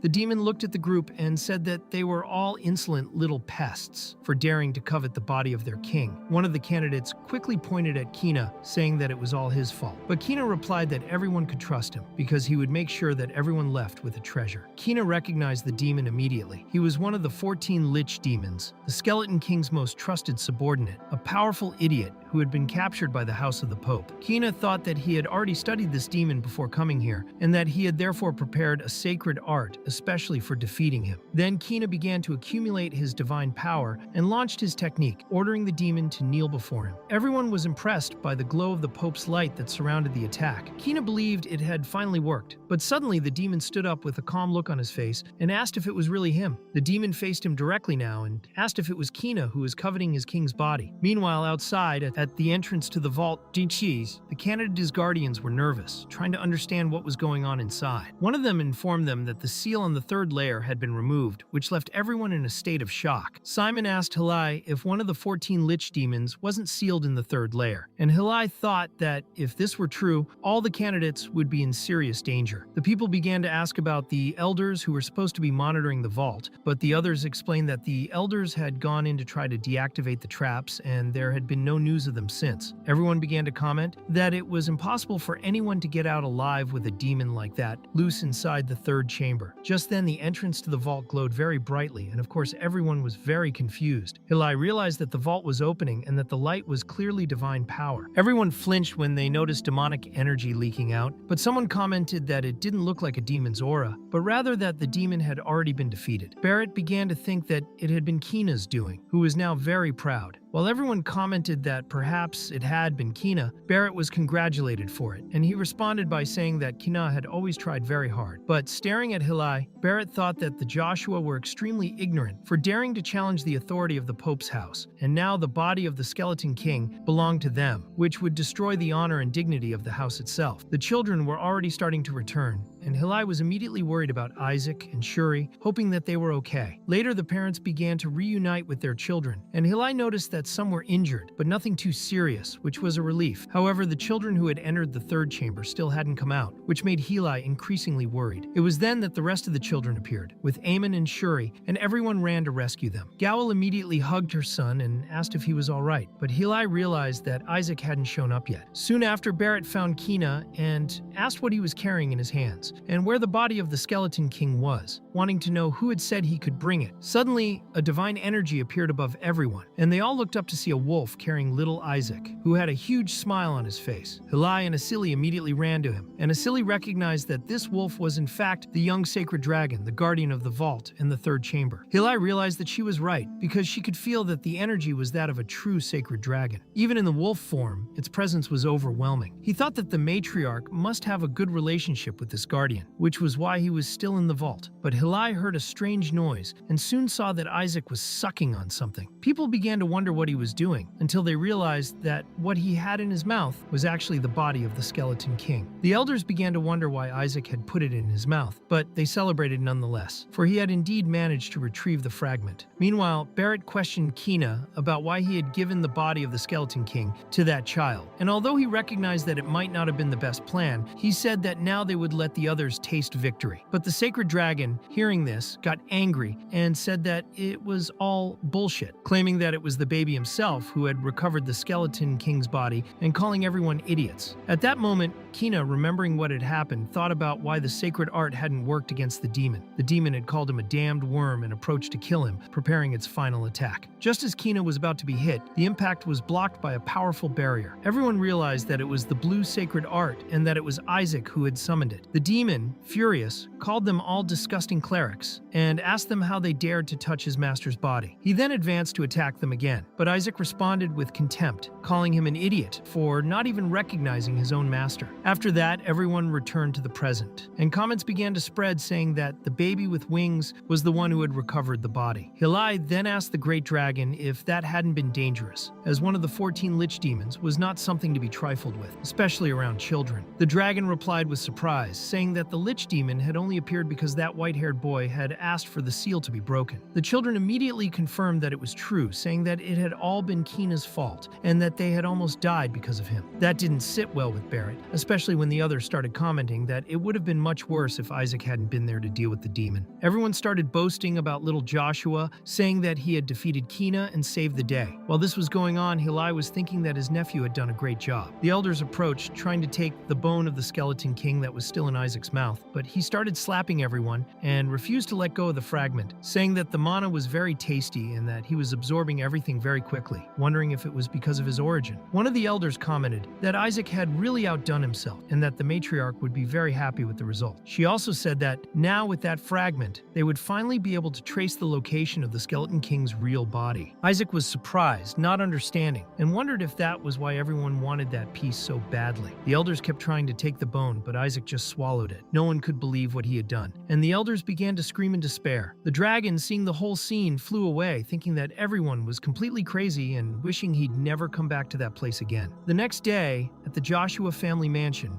everyone was wearing masks and desperately digging through Isaac's feces, hoping that the bone fragment would somehow come out. Isaac thought that they could search all they wanted, but that piece of bone wasn't going to come out. Even so, he was more concerned about what had happened in the vault. The moment he gave the demon a strong blow to the head and sank its face into the ground. At that moment, the demon finally recognized its true master. The demon said that he had already lost everything when he learned of his master's death, but that deep down, he had always known that he would return, and that was why he needed to serve him. Isaac wished he had lasted longer. He wanted to be able to talk to him more. He also remembered that it had been the Pope's house that had captured the demon, and thought he would have to investigate this further later. But suddenly Heli appeared, begging Isaac to go potty, while everyone around was trying to give him laxatives to help. The observer laughed at the situation, and Isaac thought angrily that one day he would kill that whole family. One of the elders said that if the matriarch found out, they would all be executed, and perhaps she would cut open Isaac's belly herself. Heli said that she had already done this to her own son once, and wondered if she would do the same now. But the observer remembered that the matriarch was on a pilgrimage with the patriarch, so Isaac thought she would probably be a while before she returned. It was at that moment that Gowel entered the room calling for Heli, saying that the matriarch had sent for him. Heli was surprised, asking if she had arrived yet, because she never came back so quickly. Isaac began to worry, thinking that maybe she had come back because of him, which was dangerous, since he hadn't finished absorbing all the mana yet, and he knew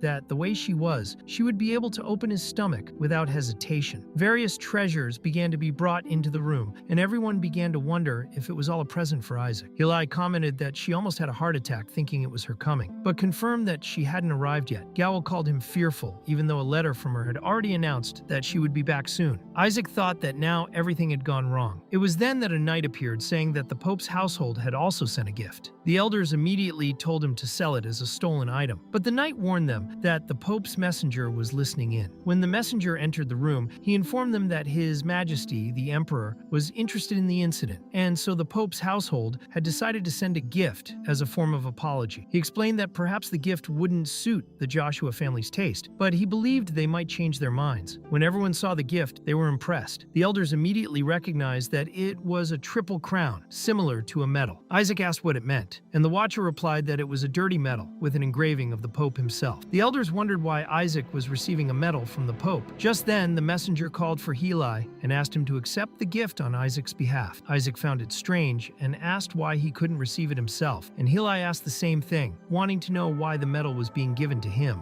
The messenger replied that it was a direct order from the Pope and that the medal had to be given to Heli, no matter what. One of the elders revolted, saying that this was crazy, that you couldn't just hand someone's medal over to someone else. That meant that the original owner of the medal was dead. Not even Isaac knew that. The messenger then asked them not to misunderstand the saint's intentions, explaining that they had only decided to give the medal to another family member because Isaac was still very young. The old man retorted by saying that it didn't make any sense and criticized the use of a sunflower on the medal, since the sunflower was a symbol of soldiers killed in war, which made it even more offensive. Isaac thought they wanted him to sleep in a coffin. The old woman said that those bastards had tried to humiliate the whole family, while Gowel tried to keep everyone calm. One of the elders asked how it was possible to calm down after such an affront, but Gowel replied that the messenger represented the Pope's house, and that doing anything against him could end up causing a big problem for the whole family. Gowel thought that he had never imagined it possible to humiliate someone so much with just one gift. That had to be the cardinal's doing. He remembered that he was related to the cardinal on his mother's side, but he still felt disgusted by the man. Heli and Isaac couldn't run away from the Pope forever, and deep down Gowel believed that the whole thing might end up being good for him in the end. Gowel then asked Heli what he was waiting for, telling him to just accept the medal and stop making a fuss. Isaac thought that perhaps he really didn't have a choice. It was at that moment that the medal caught fire. A sacred blue fire began to envelop the object, which escaped from the box in which it was kept. Everyone was stunned to see that great sphere of sacred flames forming in front of them. They began to wonder who had dared to do this, while the Pope's messenger was clearly nervous. The tension grew until everyone realized at once that it had been Isaac's doing. The Pope's messenger was completely shocked to see what had happened, and began to wonder if it was an attack, a revolt, or even a rebellion against the Pope himself. But the elders explained that it had only been done by a baby who couldn't even receive the medal on his own, so it didn't make sense for him to be so angry. Heli tried to ease the situation by saying that what had happened to the medal was just a misfortune, and that they would consider that they had never received it. The messenger was surprised by this response, and questioned whether he was really going to do that. But Heli returned the question by asking what else he thought could be done, if he really wanted them to accept a medal that had been burned by a mere baby, even though it was a direct gift from holiness. The elders then realized that the medal had indeed melted completely. The messenger tried to disguise it by saying that perhaps he had brought the wrong item and would get it back, but as soon as he tried to approach, it was he who started burning. At that moment, the elders started laughing, and said that Isaac was just a joker, while Isaac thought that he might as well burn that old man too. The messenger ran off in despair, saying that everyone there was crazy and cursed. The elders, on the other hand, started celebrating and said that Isaac had done a great job, as he had just gotten rid of years and years of frustrations that they had been building up in silence. One of the elders even suggested that they throw the medal away, and another commented that the matriarch would love to see a scene like that. They also praised Hilai, saying that he had made a great move by using the sacred flames, but he tried to deny it, saying that he hadn't done anything. Hilai then asked if it hadn't been the elders themselves who had used that flame, and everyone started to get confused. One of the elders asked if Reli knew how to use that skill, but he replied that he didn't, as he only knew the invisible divine art. At that point, everyone began to wonder if Isaac had used the sacred arts on his own. It was then explained that there was a book called the Book of Secret Techniques, a mythical treasure that allowed anyone who picked it up to immediately learn a secret technique and use it. Isaac was very happy that he had managed to get hold of this treasure book, because even though it wasn't as strong as it had been when he was the Skeleton King, it was still completely usable. Meanwhile, the elders continued to argue among themselves and wondered if it hadn't been Isaac's mother who had put some kind of sacred spell on it. However, one of the elders reminded them that Isaac's mother didn't have the fire attribute, but was in fact the complete opposite. One of the elders said that if it really was Isaac's work, then he was a completely unusual talent, because what he did was equivalent to writing a poem without knowing how to read. The elder commented that even Saint Melissa, who was considered a genius all her life, had to at least learn letters before using the divine arts. Asili added that all this was all the more impressive because Isaac had fought against the Pope's own blessing. The elders then agreed, as they had completely forgotten this detail. The elders said that they needed to bring the medal back to confirm what had happened, but they realized that it simply wasn't there anymore. It was then that Gowl said that he had thrown it away, since the elder himself had sent it, but no one remembered that. The elders ran around desperately trying to find the medal, while Gowl thought that the boy had melted the metal of the Pope's medal, which was supposed to be fire resistant. He knew he had to tell the Patriarch.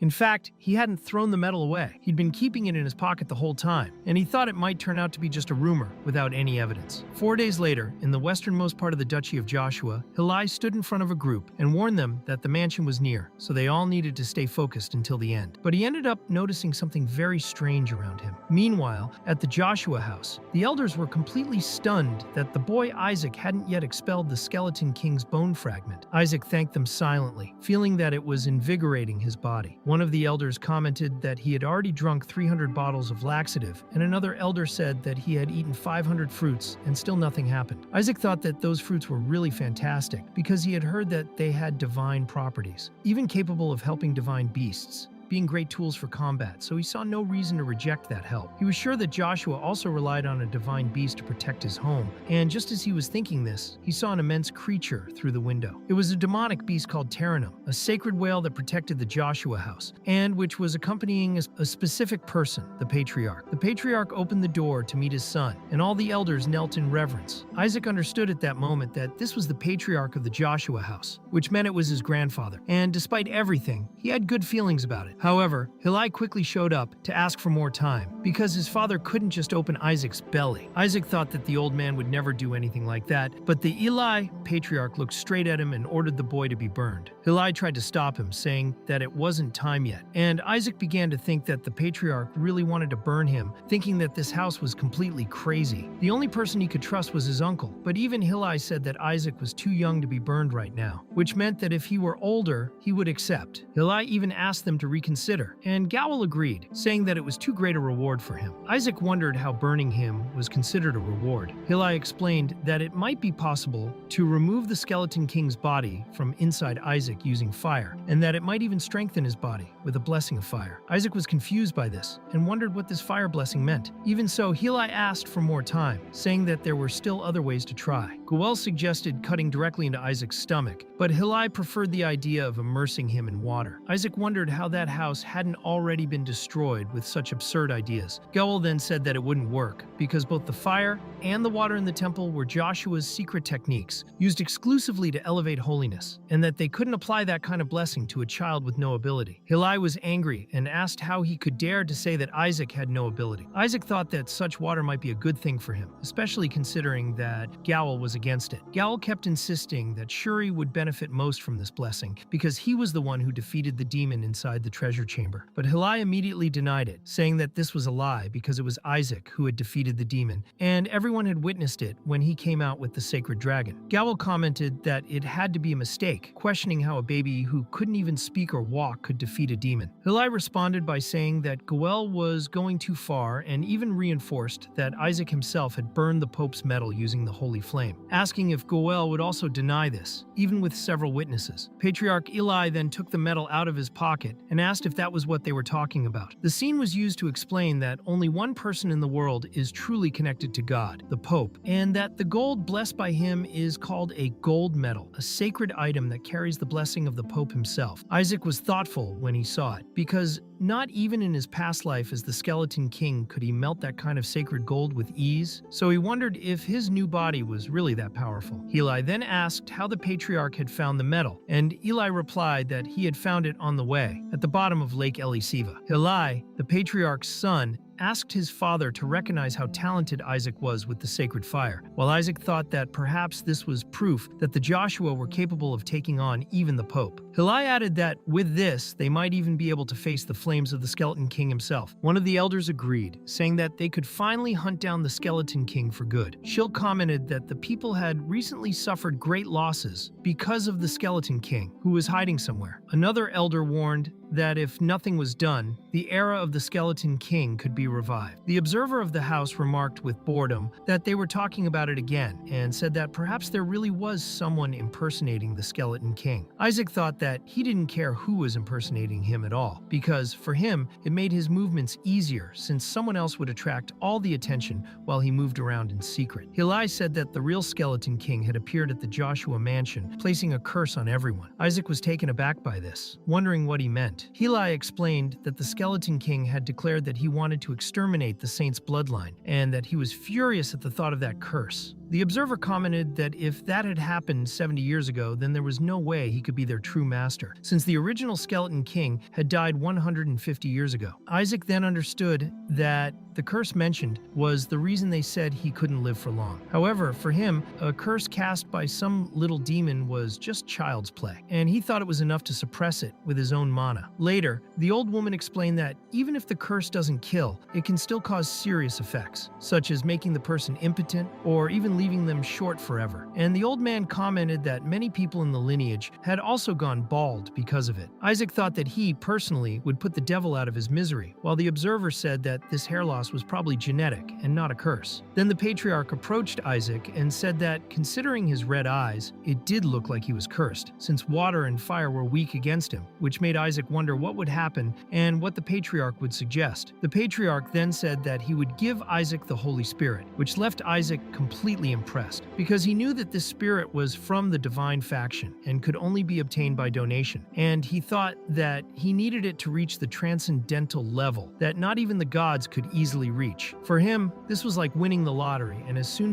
as he got the Holy Spirit, he would put an end to those damn things once and for all. But Gowl interrupted, saying that this was too much for Isaac, since the Holy Spirit was only given to those who brought honor to the house, and asked what that kid had done for the Joshua house, pointing out that he had only burned a medal and provoked the Pope. However, the Patriarch asked Gowl directly what he had done when the Pope's family sent them that humiliating gift, since the Pope himself had the audacity to try to pick a fight within the Joshua territory, and now Gowl was defending the Pope and criticizing his own youngest nephew. The Patriarch went on to say that even animals protect the babies of their own flock, and that the Joshua family should also protect this kind of thing, since even the smallest action needs to be protected by their pride, and that if this doesn't bring honor to the Joshua, then what would? So he ordered everyone to gather in the main house as they were going to bless Isaac. A few days later, Hilai asked his father if he was really going to just give Isaac the Holy Spirit, wanting to better understand what he meant by that. And the Patriarch explained that if they put Isaac in water or fire to extract the body of the Skeleton King, it could end with a disability, since both the water and the fire in the temple rejected anything demonic because they were extremely powerful. He said that if this happened, Isaac would never be able to learn the sacred arts of exorcism, and Hilai commented that, as such, he wouldn't be able to pass the 5th level as a high priest. The patriarch then confirmed that this was exactly what would happen, as Isaac would be stuck on the 4th level forever. Finally, the patriarch said that he would let Isaac himself choose between fire, water, and the Holy Spirit, saying that this test would be enough. Gowell was excited as he knew it wouldn't be that easy for Isaac, and so Isaac was given the mission of choosing between the 3. Hillai was mentally hoping that Isaac would pick the white ball, repeating in his head that it would be the white one, but Isaac ended up grabbing the red ball and looked closely at what he had chosen. Gowell remarked to Hillai that he shouldn't be so disappointed, but before they could continue their conversation, a large flame suddenly appeared and covered the whole room, and from within that flame appeared a personification, the Holy Spirit himself, leaving everyone completely shocked by that unexpected manifestation. The Holy Spirit began to burn everything around him, and Gowell became desperate, asking how this was possible, how the Holy Spirit could be in the little red ball, and the patriarch responded by telling him to stop the scandal, as he never said where exactly the Holy Spirit would be. He explained that water is the foundation of the Joshua, but Isaac had melted down the Pope's gold using fire, so a trap was set in this last test. And apparently, Isaac passed, even if the result was a little unexpected. The Holy Spirit was furious and shouted at Eli, saying that he had completely lost his mind and asking how he dared to summon such a high-level spirit in that human realm. Then the Holy Spirit exploded in fury with divine flames that began to burn everything around, and the elders had to defend themselves with their sacred arts. Gowell asked how Hillai's father could summon a spirit of king rank, and if he wanted to wipe out their entire domain. But the patriarch explained that it wasn't him who had summoned it, but Isaac himself, that little guy over there, who was now in real danger of dying. Isaac thought he had only used a small amount of holy power to summon a medium-rank spirit, but for some reason he summoned a king-rank spirit, which made the observer wonder what material Isaac's body was made of. Isaac began to wonder what he could summon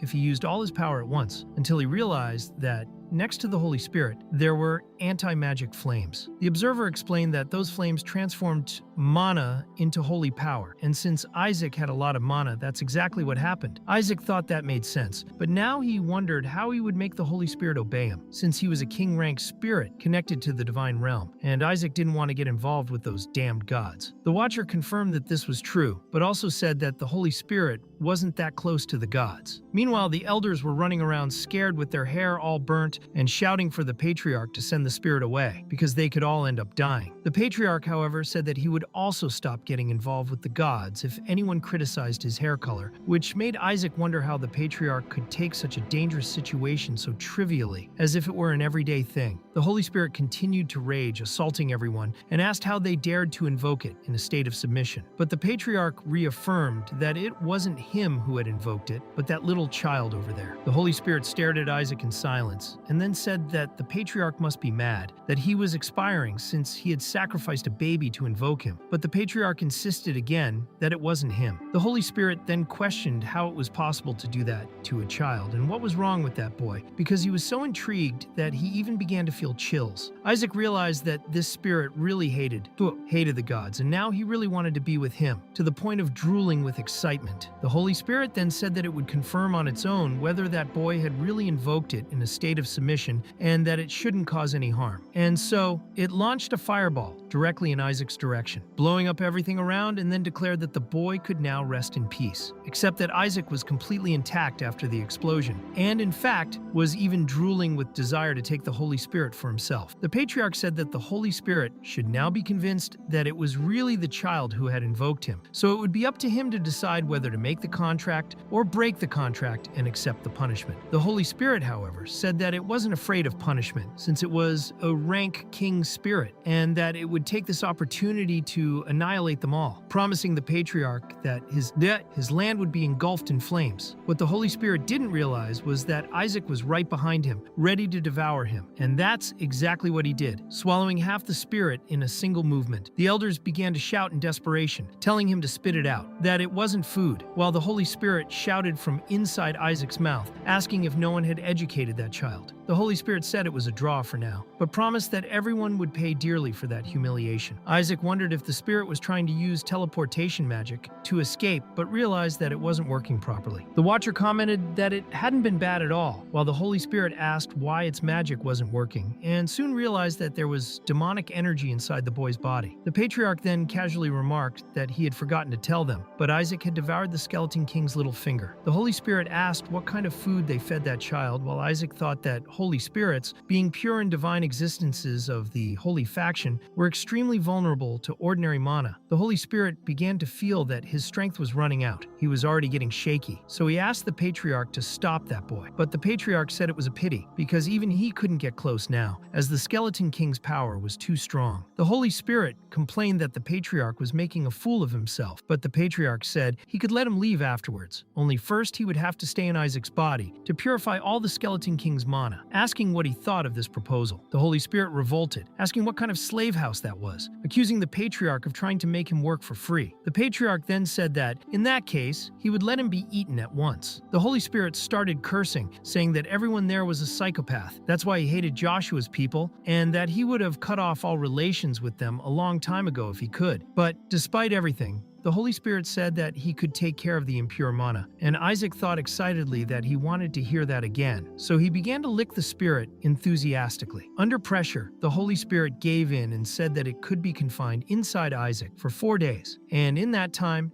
it would sort everything out. The patriarch found this number very generous and, satisfied, ordered the gates on the east side to be opened. He said that Isaac and the Holy Spirit would be taken there, and that no one else could enter until the purification was complete. Hilai and Gowel were extremely shocked by the whole thing, but the patriarch said he wouldn't listen to any more objections, so Isaac spat out the Holy Spirit and thought that East Castle, being near that giant pillar full of mana, would be a great opportunity for him. In that place, known as Joie's Mansion, a huge explosion happened. But the servants weren't even impressed, as to them it was just another explosion, like so many others that had already happened. Some commented that it was probably the Holy Spirit trying to cleanse the mana inside Isaac. Meanwhile, one of the servants commented that he believed the next successor to the family would be Lord Gowel, since he had inherited the Pope's lineage, or else it would be his older brother. But one of the servants responded by saying that the young Master Isaac was clearly losing the race for succession. After all, he was considered cursed. Another servant asked if he really was cursed, and the maid confirmed it by saying that the other day, a servant tried to spy on Lord Isaac and was so frightened by what he saw that he ran away begging for mercy. One of the servants commented that he had heard that the curse had the appearance of an old, bald, and ugly man, but the maid replied that it wasn't a skeleton. Of that, she was sure. However, when she thought about it, she realized that Isaac had been isolated with the Holy Spirit for a long time and realized that it had been 10 whole years since the purification began. Inside the East Castle, several screams could be heard, and Asili came over to take a look. When she opened the doors,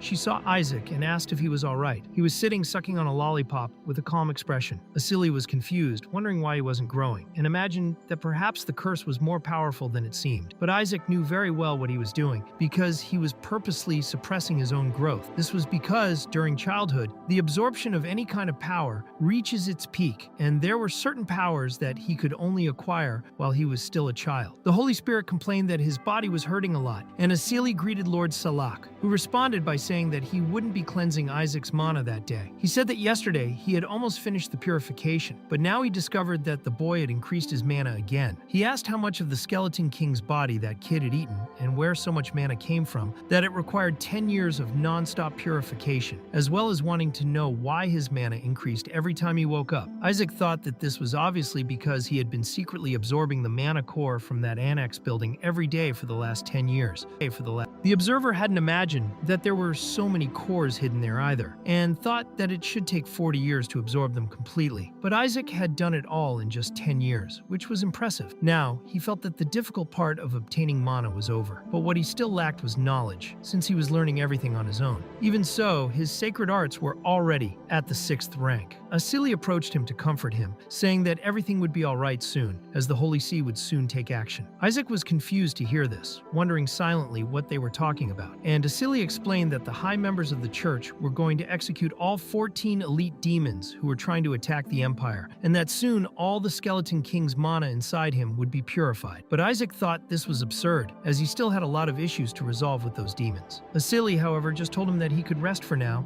and handed him a sweet treat. Isaac then began to think that he needed to make a plan, until he heard Gowel's voice outside talking to Shuri, saying that his son had skipped another class and would soon be ordained as the newest priest. Gowl commented that he had heard that even the princess was going to take part in the ordination ceremony, and said that Shuri, as well as graduating so early, was going to graduate alongside the princess, calling it something glorious. Shuri responded proudly, saying that being his son was easy, and Gowl confirmed it, saying that his talent ran in the family. But suddenly they realized that Shuri had simply disappeared, as he was sucked up by a spell and fell face down on the floor right in front of Isaac. Isaac looked at him and asked if he had any last words, saying that Shuri lied every time he opened his mouth and thought his life was complete just because he was going to graduate from the academy. Shuri wondered if Isaac had pulled him back up with magic, and Isaac confirmed it, saying that it was actually thanks to him that Shuri had managed to jump classes, so he didn't understand why he was bragging so much. Shuri replied that he had worked hard too, that it wasn't that easy to be ranked as the best student, but Isaac retorted that he would never have achieved that on his own. Shuri recognized that this was true, and so Isaac began to wonder if he should prepare to be ordained as a priest too, since a large part of the sacred arts could only be used after becoming one. Isaac then told Shuri that he needed his help, and Shuri, after receiving a death stare, changed his tone and asked more politely what Your Highness wanted. Isaac said he wanted everything from him, including the prize money he had just won from his father, and Shuri thought that demon baby was really evil. Isaac then warned that Shuri had better do the massage properly and also asked about the case of the execution of the Skeleton King's subordinates. Shuri explained that these subordinates had been discarded because of their disobedience since the treasure incident, and now they seemed to be just waiting to die. Isaac thought that faced with this, there was no other solution. He would have to get ordained later that year. Shuri asked what exactly he wanted to achieve, and Isaac replied that he was going to be ordained as a priest. But Shuri started laughing in his face and asked him how he wanted to be ordained if he hadn't even entered the academy yet and was still a baby. Isaac then punched Shuri in the head, leaving a bump, and asked why he was laughing. Shuri denied it, saying that he hadn't laughed, and then explained that there was a recommendation program and that the academy's teachers were within the territory. He said that Isaac could be ordained as a priest if he got a letter of recommendation and passed the test. Isaac thought it was a great idea, but Shuri warned him that he would need some achievement to prove his good personality. Shuri was direct and said that Isaac's personality wasn't the best. The Observer commented that, despite being cursed, Shuri was good at judging people, and Shuri himself added that Isaac would only get this letter of recommendation if he achieved something that involved saving someone's life, and the higher the status of the person saved, the better the chance. The problem was that this person couldn't simply be in danger by force, and suddenly Isaac appeared and saved the girl. He calmly said that there was only one decision left to be made, and then asked if the princess would take part in the ordination. Shuri confirmed that yes, the princess would. Isaac continued, wondering if she belonged to a very high position, and was told yes. Later, in the training center of the Joshua family mansion, the patriarch ordered everyone to leave, stating that he would not send Isaac to the capital. However, one of those present insisted that this year would be different. One of the women present said that Isaac should take part in the festival, since that year the candidates for sainthood would be ordained. They also commented that in the last 10 years, the young Master Isaac had never even appeared in public, and that in the meantime, the other candidates had achieved many important things. Everyone was excited to see how he was doing now. It was said that Isaac lived in the East Castle like a true saint, and many wanted to see how much he had grown. A woman introduced herself as the Academy's educator and revealed that teaching Master Isaac was her life's dream. She commented that the ordination would take place on the same day as the princess's birthday, and that the Pope would make a special occasion of it. The Patriarch was surprised to hear the Pope's name and questioned his presence. The educator explained that the Pope would grant the title of hero to the person who was ordained. The Patriarch then reflected that receiving this title would greatly increase one's power of domination, making it extremely advantageous. Even so, he replied that Isaac was not yet old enough to receive such an honor. But the educator countered by saying that age didn't matter when it came to power. Everyone looked at the Patriarch with a pleading expression until he finally gave in and authorized it, saying that they could do whatever they wanted, but that they would be responsible for everything, since they knew very well how difficult it was to deal with that boy. Meanwhile, outside the East Castle, there was a man watching the explosions of power from the Holy Spirit. He concluded that it was in that room where the king-level Holy Spirit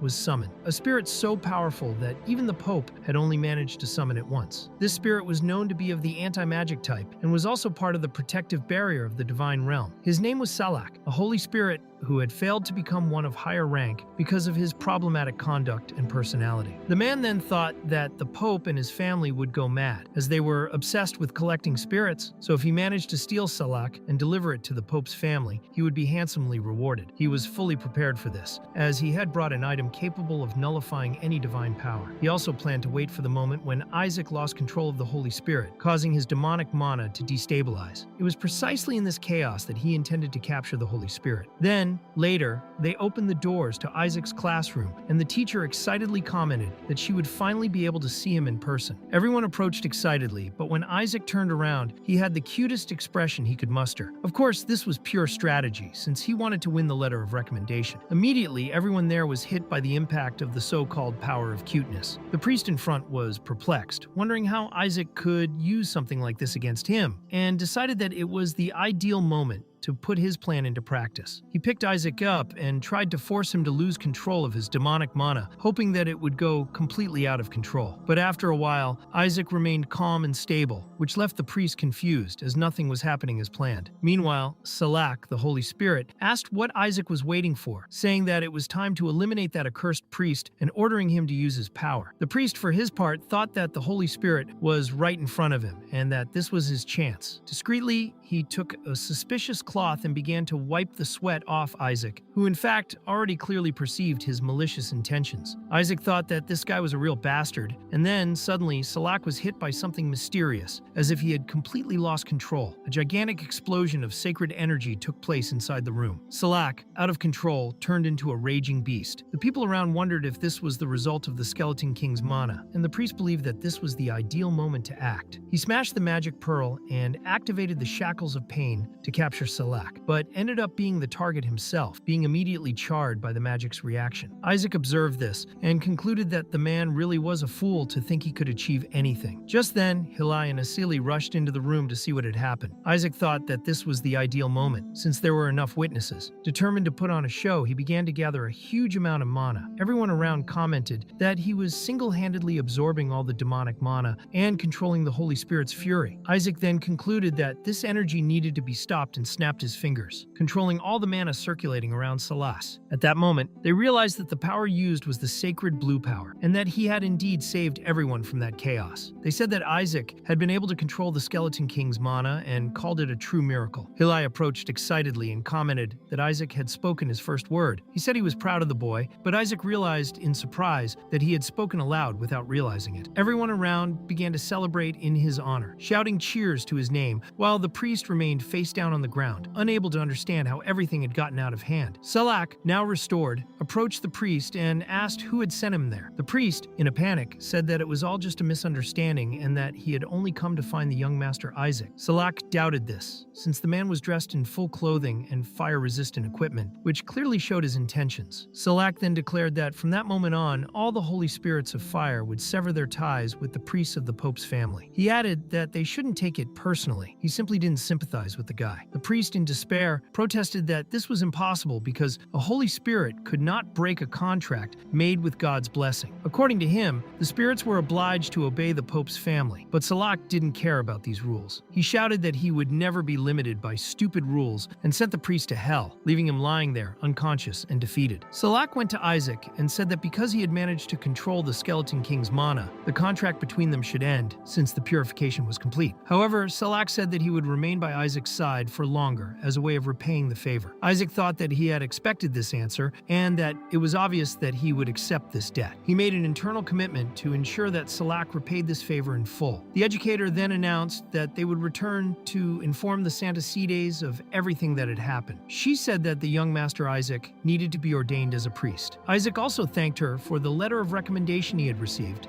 Later, Hilai was in the Patriarch's office. The Patriarch told him that the Holy See had approved Isaac's ordination as a priest, and as expected, they had asked for him to be taken to the official ceremony. Hilai asked in surprise if everything had happened so quickly, and concluded that it was probably because everyone had witnessed what had happened. However, the Patriarch explained was that the main reason was that Isaac possessed a very high level of Holy Spirit. Hilai said that there could be no objections to this. The Patriarch added that the most important thing was that Isaac had also graduated from the academy, and had therefore passed a knowledge assessment. In the test, he got top top marks in absolutely everything. Hillel was deeply impressed, saying that Isaac now knew how to do everything, that he walked well, spoke well, and was excellent in every way. The patriarch agreed, but said that the only problem was Isaac's bad attitude. The patriarch explained that now the only thing left to check was the personal test, which in truth was almost useless, since everyone usually passed it, unless they were criminals or degenerates. Hillel remembered that this was the test where sacred art was used to force the participants to write down their real thoughts, without being able to lie. Any attempt at deception would cause the answer to be revealed as the truth. The patriarch began to read out the questions and answers. The first question asked what Isaac thought of the house, where he grew up and which raised him. He answered that he wanted to conquer it, because he believed it should be his. Hillel smiled, saying that this was the right spirit. The patriarch, however, found it a little ridiculous, but still acceptable. The second question asked what he would do after becoming a priest, and the answer was that he would bow his head to all the gods. The last question made Hillel's eyes almost pop out of his skull, as it asked what he would do for that country, and Isaac replied that he would annihilate it. Hillel was so shocked that he couldn't even answer, completely speechless. The patriarch said that for the time being, only they had seen this result, but if Isaac was ordained as a priest and passed the same type of test in the official ceremony,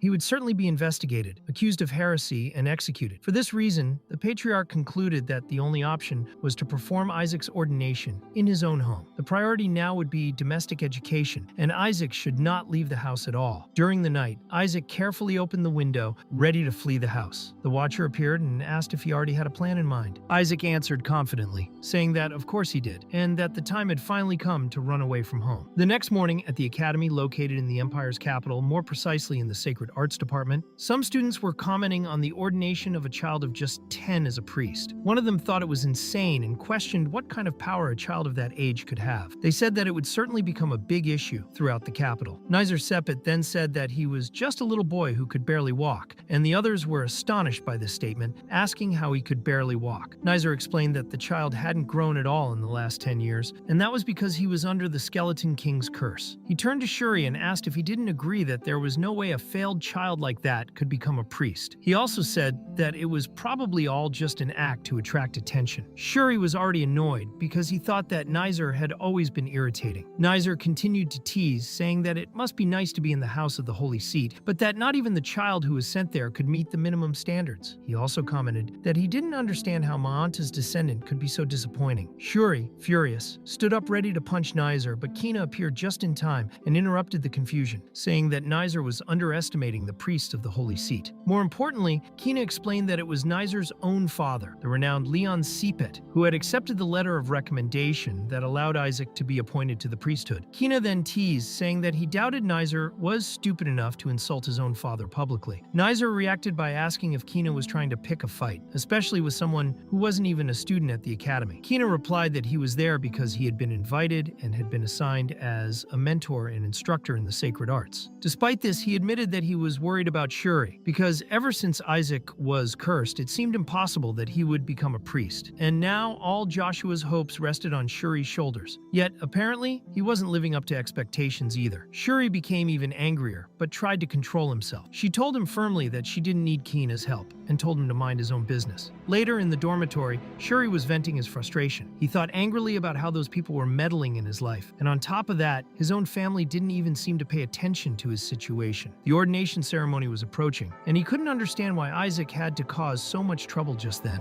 In his mental venting, he concluded that Isaac was the worst thing that had ever happened in his life, and grudgingly wished that he would even suffer from hair loss because of the Skeleton King's curse. It was at that moment that Isaac, without anyone noticing, emerged from inside Shuri's suitcase, and with a menacing look on his face, asked if he had heard correctly about losing his hair, and if Shuri had any last words to say. Shuri asked how that boy had got there, and why he was in that place. Isaac explained that he was there to be ordained as a priest, and that he had run away from home because the patriarch and Hillel wouldn't let him leave. But, leaving that aside, he pulled out his little toy, which was his personal weapon. Shuri then asked what the problem was this time, and what he had done. Isaac got angry that they were letting those people insult Joshua, and without thinking twice, punched the boy in the stomach. He said he couldn't accept them talking about Joshua like that because Joshua was his and only he could insult him. After that, he told Shuri to remember that while the poor guy cried once again. Isaac told him to stop the drama and lead the way. Shuri wanted to know where they were going, but Isaac said he'd deal with anyone who spoke badly of Joshua. Later in the gym cafeteria, the students were wondering who had brought that child there until they noticed the beautiful hair she had. It was Isaac, who was carrying his little toy as if it were a Johnny, and he came in asking where the son of a bitch who had offended Joshua was. Everyone turned around immediately. Isaac then recognized the red hair and ran after the culprit. Shuri, on seeing this, ran off too, thinking that he had to stop Isaac or he'd get into trouble, especially as that girl was Nizer's sister. When Shuri almost caught up with Isaac, he escaped and went straight to talk to Naki Sepet, asking if she was the one bullying Joshua. Naki Sepet replied that she had never bullied Joshua, saying that it was Nizer who did it. Isaac asked if she was admitting it was her, but Naki Sepet said he was deaf. The observer, who was following the scene, noticed a familiar energy coming from the girl. Isaac also realized that it was the energy of one of the 5 supreme gods. Naki Sepet then said that he was the famous Isaac, the cursed child of the rumors. She teased that the Osa would fail again that year, that they would soon be removed from the 5 great families. Isaac thought that, considering her rude manner, that energy could only be from the supreme gods. Shuri came running, desperate, saying that Isaac couldn't get involved with the red-haired family and needed to go home immediately. Isaac told him to shut up and said that he needed to be ordained a priest first. Naki Sepet then said that he would never be ordained because Nizer himself was preparing a file to cancel the ordination. According to her, a little baby like him had no way of proving that he deserved it. Shuri thought about how much that bastard Nizer was influencing everything, and Naki Sepet said that, the way they were acting, Nizer wouldn't even have to do anything for it to be canceled. One of Naki Sepet's subordinates asked if they should call the Inquisitor, and Shuri felt a chill because more than 70% of the Inquisitors belonged to that damn Sepet family. Shuri then told Isaac that it was time to get out of there. Suddenly, someone shouted very loudly, leaving everyone in complete despair. A demonic beast had appeared in the cafeteria. Isaac thought that was his guarantee of safety because for some reason the beast went straight for Naki Sepet, knocking out her guard before she could even react. Isaac took advantage and knocked the creature down using his little toy. He thought he had summoned the beast, but it took too long to arrive. Even though it was wounded, the demonic creature was still standing. Naki Sepet called it a monstrous creature, but Isaac just told it to go away. The beast ran away, completely terrified. The observer commented that, as expected of his master, a demonic beast of that level was a piece of cake, and realized that Isaac had only used it to take advantage of the situation. When the priests arrived, they asked where the demonic creature was, and everyone started looking for it, making sure everyone was okay. In fact, it was an Inquisitor who had arrived, and Shuri said that it was time for Isaac to leave, but the Inquisitor said that no one could leave until the investigation was over. Shuri then realized that they were in trouble and tried to argue by saying that they didn't know anything about what had happened. Naki Sepet told no one to do anything unnecessary, since that child had saved her life, and confirmed that his name was Isaac. She apologized for being rude earlier, but also made it clear that it wasn't as if she was very grateful. Isaac then wondered what was wrong with that girl, while the people around him began to comment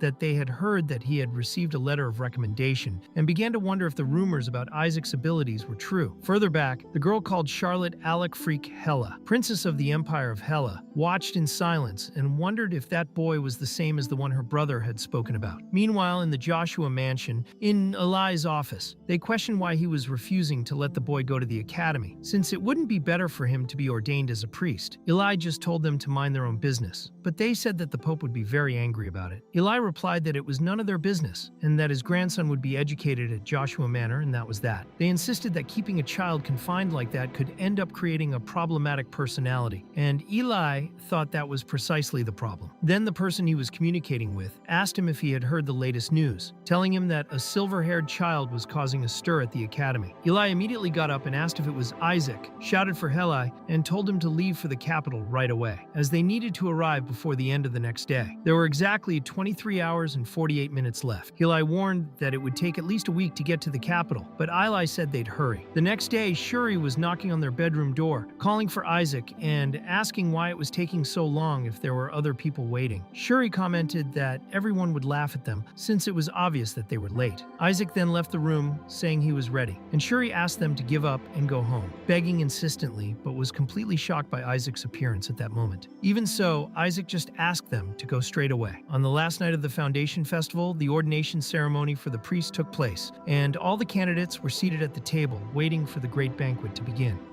And everyone was forced to stand up to welcome the leaders of the 5 holy families. Everyone was there to applaud, including Gowel, who watched intently as he thought that these were the 5 patriarchs, and that he himself would soon become the next patriarch of the Joshua family, also known as the Blue Cardinal. Hillai arrived asking if he was late, and indeed he was. He also asked if Gowel had seen Isaac there, but Gowel replied that he was probably still at home. Even so, he said that the most important thing was to understand why they had rushed so much to get there. Hillai explained that everything had been decided at the last minute, and then asked where Shuri was, but Gowel just said that he hadn't seen him for a while. Soon after, they announced the entrance of Pope Julius Barrett, and everyone knelt in reverence, especially the patriarchs. The Pope sat on his throne, and the patriarchs settled into their respective places. Eli looked around for Isaac, but didn't see him anywhere, which relieved him for a moment. The first name called for the ceremony was Isaac Joshua, but he didn't show up immediately. This made Eli feel even calmer, thinking that perhaps they should even remove his name from the list. However, soon after, Isaac himself replied calmly, saying that he was there, which made Eli spit out all the wine he was drinking. Gowel was shocked and didn't understand how Isaac, who he thought was at home, had suddenly appeared like that. Everyone then realized that Isaac was looking much older than before, and even poor Shu was there, exhausted by the whole situation. Hillai was very surprised and shocked to see Isaac, and wondered what was going on. Isaac then walked towards the Pope, while Hillai was thrilled to see how much the boy had grown. He was even wearing the priest's clothes that his uncle had prepared for him. Everyone began to talk among themselves about whether Isaac had overcome the Skeleton King's curse, and perhaps that was why he had suddenly grown so much. Nizer, amazed, couldn't understand how someone could grow so much in such a short time. Eli despaired, thinking that at the most important moment, the Skeleton King's power had simply failed. He began to imagine that his grandson might be under the mental control of something, because he didn't smile like that normally. Even Kay was uncomfortable with all the rumors that were starting to circulate. Isaac stood in front of the Pope, analyzing him. He thought that this must be the current Pope, about 60 years old, but the energy emanating from him seemed monstrous. Just by looking at him, he could tell that he was superior to any Pope he had ever faced in his past life as king. And Isaac seriously considered taking the opportunity to cut off his head right then and there. Both Hillai and his father remembered Isaac's answer on the application form. When asked what he would do if he met the Pope after becoming a priest, Isaac had replied that he would look him in the eye and cut off his head. Eli, worried, decided to act. To stop any possible attack attempt, he broke his own chair and pretended to slip. Hillai followed up by saying that there was a cockroach, and threw the whole table over. Gowel was indignant, asking if they had gone mad. Hillai insisted that there really was a cockroach there. The priest then called the next name in the ceremony, Shuri, and Isaac realized that those people had ended up in his way, so he preferred to stay put and do nothing. Meanwhile, Shuri went up to the altar, ready for the next stage of the ceremony, when the ordained would be chosen by the gods. During all this, Hillai and Eli were drifting apart, as they had been expelled from the table because of the scandal. The patriarch explained that a supreme blue god would appear to choose the ordained, and Hillai hoped that this was indeed the god who would appear. He said that even if it was an evil god, he didn't think it would dare approach Isaac. The patriarch said that if that happened, he would destroy the god himself. Hillai, startled, asked if he was talking about destroying his own god, or Isaac, not knowing what to think in the face of that statement. The patriarch said that there was no reason to destroy a child, so the first to come forward was Shuri, who pierced his own finger and let his blood drip into the water, creating a great mist of energy. Gowel was happy to see that it was the supreme blue god who had chosen him, and began to celebrate excitedly alongside Shuri. Meanwhile, Isaac thought that the Joshua served the god of light, the god of incorruptibility and purity, and now it would be his turn. He knew he would be annoyed by any god that came along. When Isaac's blood dripped into the water, the Pope was shocked as a black evil mist appeared in front of everyone. Who appeared out of the darkness was the Skeleton King himself. Everyone was terrified and shocked. The Joshua Patriarch stepped forward to try to attack the Skeleton King, but it had no effect. The Skeleton King bound Isaac with his chains and said that he had been waiting for this moment for a long time. He said that he would begin his revenge by killing that boy, and that would be his first step towards destroying the Empire. Isaac wondered what was going on, because that sounded exactly like him in his past life. It was an outrage. The Watcher commented that it all seemed fake, and that his master seemed even more pathetic than that. Isaac wondered what he was hearing. Meanwhile, the Patriarchs and the Pope also tried to attack the Skeleton King, which caused a huge explosion. At the same time, civilians fled in panic, and the place was evacuated, but the Patriarchs kept fighting. The Joshua Patriarch used the power of the snake, but this power was also absorbed by the Skeleton King, who scoffed that that blue Patriarch must have limited power because of the curse, and asked why he didn't keep quiet.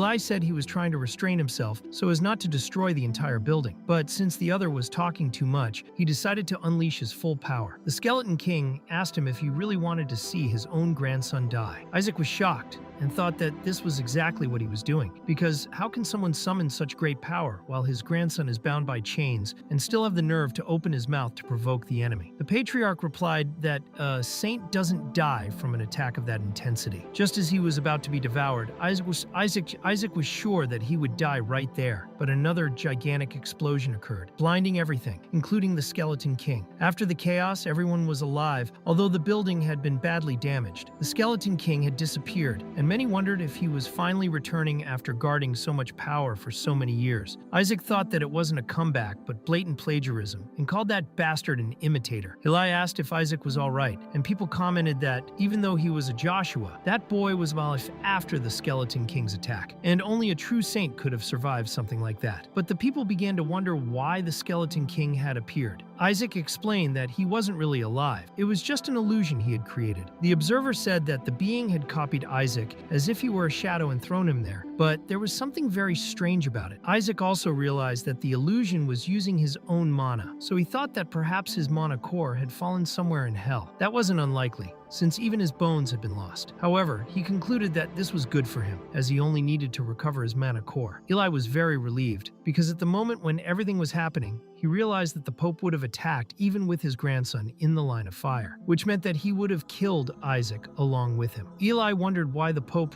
would do such a thing. Meanwhile, the Pope could hardly believe his eyes. The primordial god, the one that the Golden House had longed for thousands of years, and that even the 5 supreme gods revered, had appeared. But the most unbelievable thing was that he had appeared in front of that boy. The Pope wondered how this could have happened. Eli then approached Isaac and said that they had to go back, because his grandfather was very proud of his grandson who had managed to overcome the curse. Isaac wondered why that old man looked even scarier when he smiled. The patriarch said that Grandpa was going to buy sweets for his grandson, and Isaac thought that was even more frightening, because the way he spoke sounded like a pervert approaching a child. It was then that Kina approached and said that Isaac couldn't go straight to the exit, as they were surrounded by demonic creatures. The situation wasn't over yet. Isaac stood up and replied that there was no other option, so for now, they wouldn't go back and deal with it. He took a step ahead of Kina, who thought that Isaac was thinking too much of himself, as if he were a saint, just because he had suddenly grown up. But Isaac also thought that he didn't know what Kina was planning, so he intended to take advantage of it just the same. They both thought at the same time that they would show who the real saint was. Isaac began by invoking the power of purification, which shone so brightly that it overshadowed all the demonic beasts around him. The priests were impressed by this power, for it had been over 100 years since they had seen such a beautiful light. But one of them wondered why he was using purification instead of some offensive art.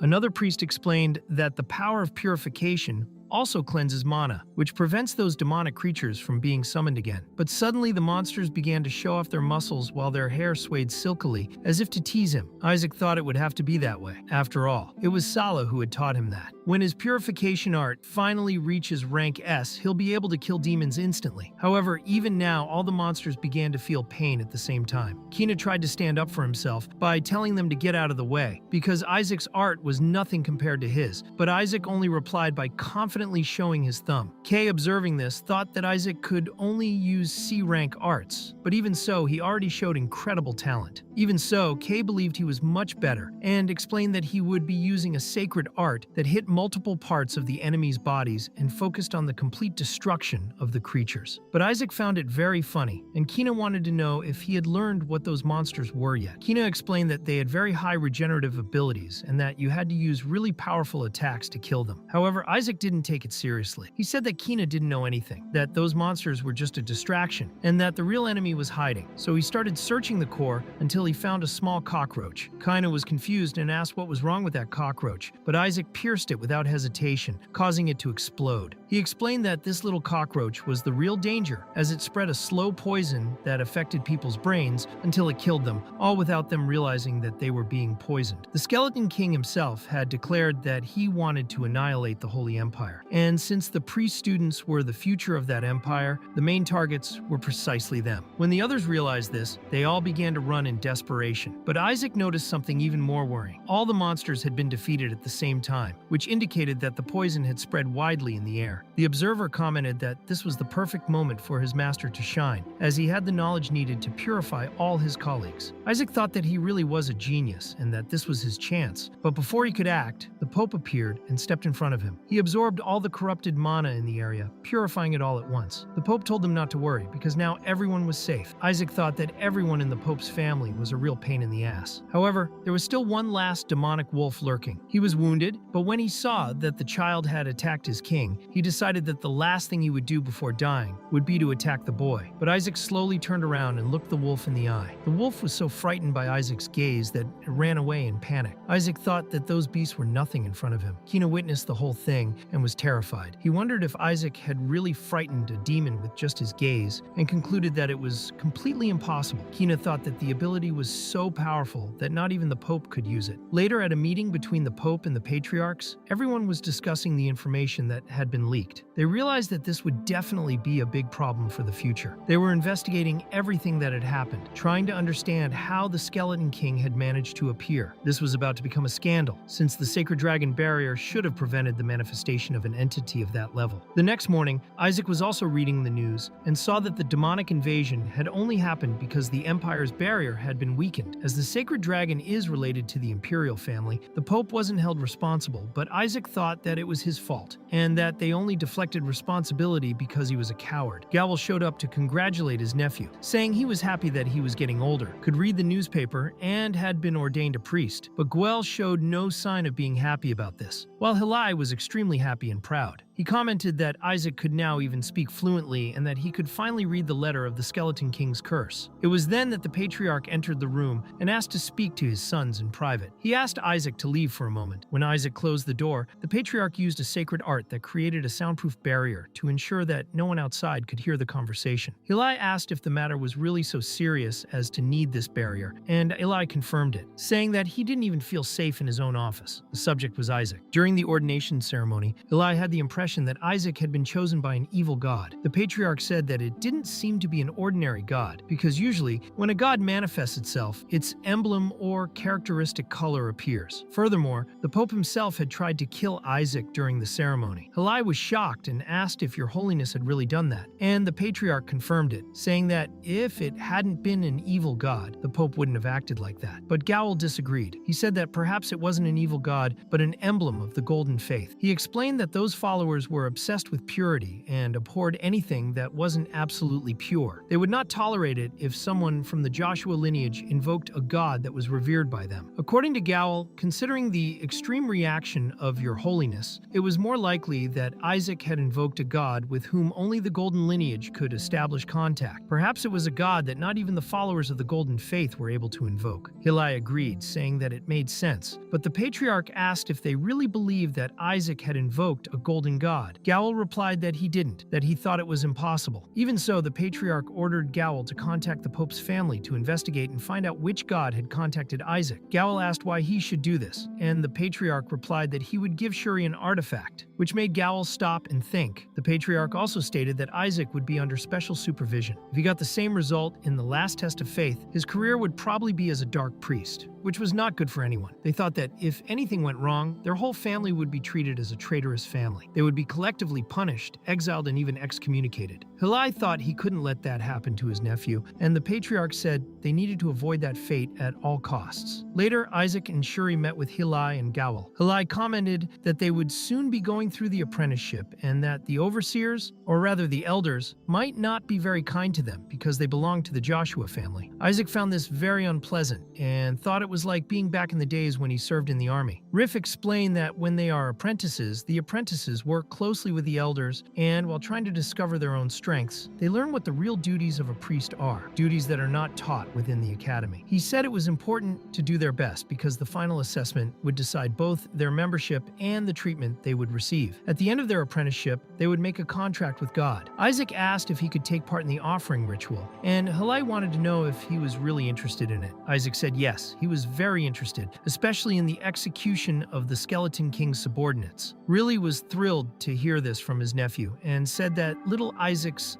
faith was growing. Then he put on his explanation glasses and started talking about the ritual. He explained that the offering ritual is when an offering is made to the gods, and that it is an event similar to a festival where many people come together. Even so, the offering is individual and should be considered something personal. When Isaac tried to interrupt, Hillai went on to explain that this led to an important question about whether it is really necessary to make the offering together with others. According to him, an offering is a rite dedicated to the gods, and rites have always been performed with many people gathered together. However, at the end of the day, it all comes down to serving the gods. The fact of standing alone before a god, offering something as a gesture of personal faith, prayer, or spiritual refinement is precisely what proves this devotion. This was the most interesting aspect of the ritual. The explanation went on to say that if a group performs the ceremony, it is not possible to clearly determine whether it is true faith or just collective obedience. It all depends on the purpose and nature of the meeting. They ended up straying a little from the focus of the conversation, but really said she trusted Isaac to understand the true meaning. Isaac noticed that he seemed very happy explaining everything, but he still kept talking. As he listened, Isaac thought that he was saying that lesser gods and even angels could take part in the ritual, and then he silently concluded that, if that happened, it would be better if none of them appeared before him, because if any of them dared, he would destroy them all. Hillai commented that it seemed that little Isaac could carry out the task himself, and that fighting spirit was also important.